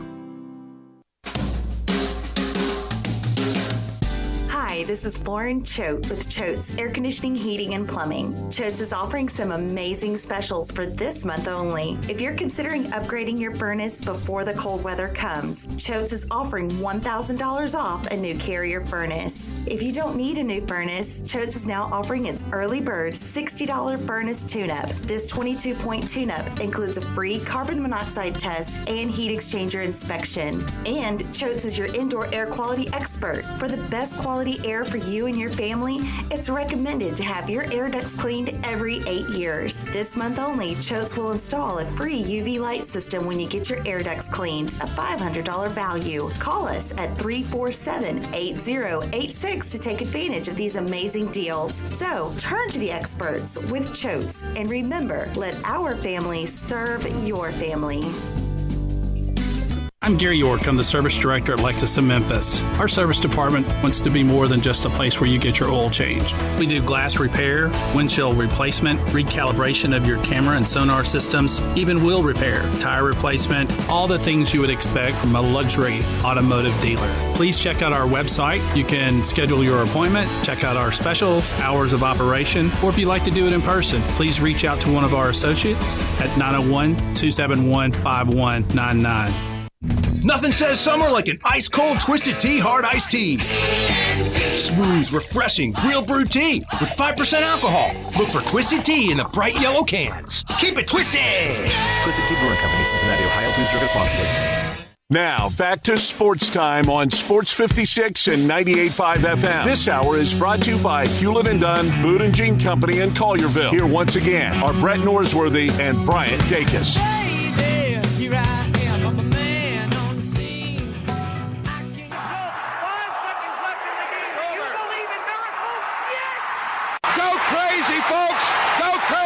This is for all the biggest crunch time. You are looking live. In your life have you seen anything like that? Goodbye. Hello, Haskell. It's obviously crunch time. Hammer, nail, coffin. This baby is over. The double steak grilled cheese burrito, so good. Double the steak with nacho cheese sauce, seasoned rice, red strips, sour cream, and the 3-cheese blend wrapped inside a warm flour tortilla with even more 3-cheese blend grilled on the top. The double steak grilled cheese burrito, it hits the spot now at Taco Bell. And at Taco Bell, when they say they are feeding people's lives with unexpected good, they mean it. Bowl food you can't get anywhere else. I'll go first, and I start with what I learned today, correct? Yeah, that's it. And what I learned today was that Canada basketball is for real. I know that's basically America, so I'm not going to say international basketball is chasing them. But I tell you what, Brett, I watched that game this morning, and Dylan Brooks and Luka were both ejected. Canada ended up winning by about 17. I think it might have been 20, might have been more than that. But Canada's really good. I mean, they have legitimate players. Shai Gilgeous-Alexander is really good, at least in this World Cup. You're getting, because it's an American sports book, you're getting all these other teams at huge plus money to win this one. Plus 300 I saw this morning might be worth a little sprinkle on Canada. Even if you think United States is the best team, which they probably are, Canada might be worth that money. Can they win the gold in Paris? No. Can they medal in Paris? Well, they can medal. No, I don't think they can medal. I don't think they can medal. Canada has unbelievable athletes, but these international players just have a far higher caliber of player. But Canada's got a really good team here. It would be a story, though. It would be. It would really be a story. But this team is. Dylan Brooks is starting on this team, but Memphis is very aware of him. Shai Gilgeous-Alexander, one of the best guards in the league. Canada's got some players going on. What I learned today, one Michael Pratt touchdown Saturday for Tulane will make him the all-time leader in Tulane football. He's now tied at 72 with Patrick Ramsey, who played a long time in the NFL. Sean King third with 70. At least one touchdown passing in 35 out of 36 career games for Michael Pratt. The only one he didn't have a touchdown in was against UCF in 2021. From Boca Raton, everybody missed on him. Great college football player. No kidding, very much so. What I could have done without is Real Sports with Bryant Gumbel. Bryant Gumbel, regardless, I know any kind of news show like that, sports or otherwise, people are always going to feel one way or another about that kind of stuff. But Real Sports is one of it's unbelievable journalism that they do, talking to athletes and figures within sports. They do such a good job on that show. Frank DeFord started that. Very much so, and it's been a great run, and I think they're going to end it. Bryant Gumbel says they're going to call it quits after this last season they're going to do here, and it's a great career for Bryant Gumbel as well, and a great show in and of itself. I'm really going to miss it. And for the Gumbel brothers. Very much. Two great brothers, and of course Greg is still going at it strong. I could have done without this. The Travis Kelce knee injury news. It sounds like the ACL intact, critical part of KC's success, and Mr. Safety Net for Patrick Mahomes, and really no progress up to now in the Chris Jones contract stalemate. I got a feeling we're going to have progress overnight. If the Chiefs lose to the Lions next week, and then next week they play at Jacksonville, then they have the Bears at home, and then at the Jets. This is a tough opening stretch for the champs, for the Kansas City, but tomorrow night, for the Chiefs in Kansas City tomorrow night against the Lions. Where are you beaming to tonight? I think I'm going to beam to New York City, Brett. I did it last night too, but Carlos Alcaraz, the reigning Wimbledon champ, plays tonight, and that guy is so exciting. Even if you don't like tennis, he's an electric athlete you're going to be hearing a lot of for a long time. Hang with me. I'm going to beam to Kansas City. You get there early, are you? I'm going to hit town, and nothing like a last place Royals tonight against the next to last Southsiders in the White Sox. So I'm going to go to that tonight, and then I'll be there. I'll have the music playing all day tomorrow at the big NFL pep rally and how they treat that game. I went to this game in 2010. After the Saints had won it. They were hosting the Vikings and Brett Favre. We were down there for Ole Miss and Tulane that weekend, so we went early and went to that game. A big party tomorrow in Kansas City. So beam me there early tonight for last place Royals and next to last place Chicago White Sox. That'll be a fun one as well. Also tonight, Brett, there's some really good baseball games. Some of them are already kicking off here. I always get on Brian for that. Pitch. I always get on Brian really for that. Do. See, I'm trying to do too many. I mix metaphors. I wouldn't get on you for it. Hopefully Brian's not listening because I'm gonna have to turning hear. You into it. I'm gonna have to hear about that one for a long time. But the Orioles going to the Angels is one I'm very interested in as well, and that'll be a really good one tonight. With Gibby pitching. And Astros Rangers, we were talking about how interesting that series is going to be. Scherzer and Verlander, former Mets, on the mound against each other tonight. That'll be a good one. Hold it. September, that was not the way it was supposed to be. With Verlander against Scherzer as opponents, they were supposed to be together in New York. Steve Cohen spent the money and didn't get much for it. Spencer Strider and his 16 wins tonight for the Braves against a very key piece for the 2024 Cardinals. He's been doing Dakota well. Hudson. Been doing real well. If there's a turnaround next year in St. Louis, he has to be primary to it, doesn't he? Certainly. I mean, because they need to get pitchers in free agency as well, but it's just not going to be enough. You can't sign that many in the offseason. Dak's going to need to help. We want to thank Steve Macy for joining us and talking showboats and stadium and really everything on the marketing scene around Memphis. Steve Macy from the Memphis Showboats and their season ticket plan out. Also, David Cohn, a regular with us now on Wednesdays through college football season from Crane & Company and Carol Ritchie in Jonesboro. Always delightful to visit with Carol on all things Arkansas State, and they will be playing the Tigers on Saturday night. Bryant will be back with us tomorrow. I will be in New Orleans tomorrow and Friday. Safe travels. Jay Morgan Harder, thank you. Great job as always. You always do it. Thank you very much, and enjoy New Orleans, but I know you're going to be working, but I really want you to have a good time down there. Have a beignet on me. I got to be real careful before game time because some of that food down there doesn't like me as much as I like it. So until kickoff, I've got to watch it, but I'll talk to you tomorrow from New Orleans. Good night, everyone.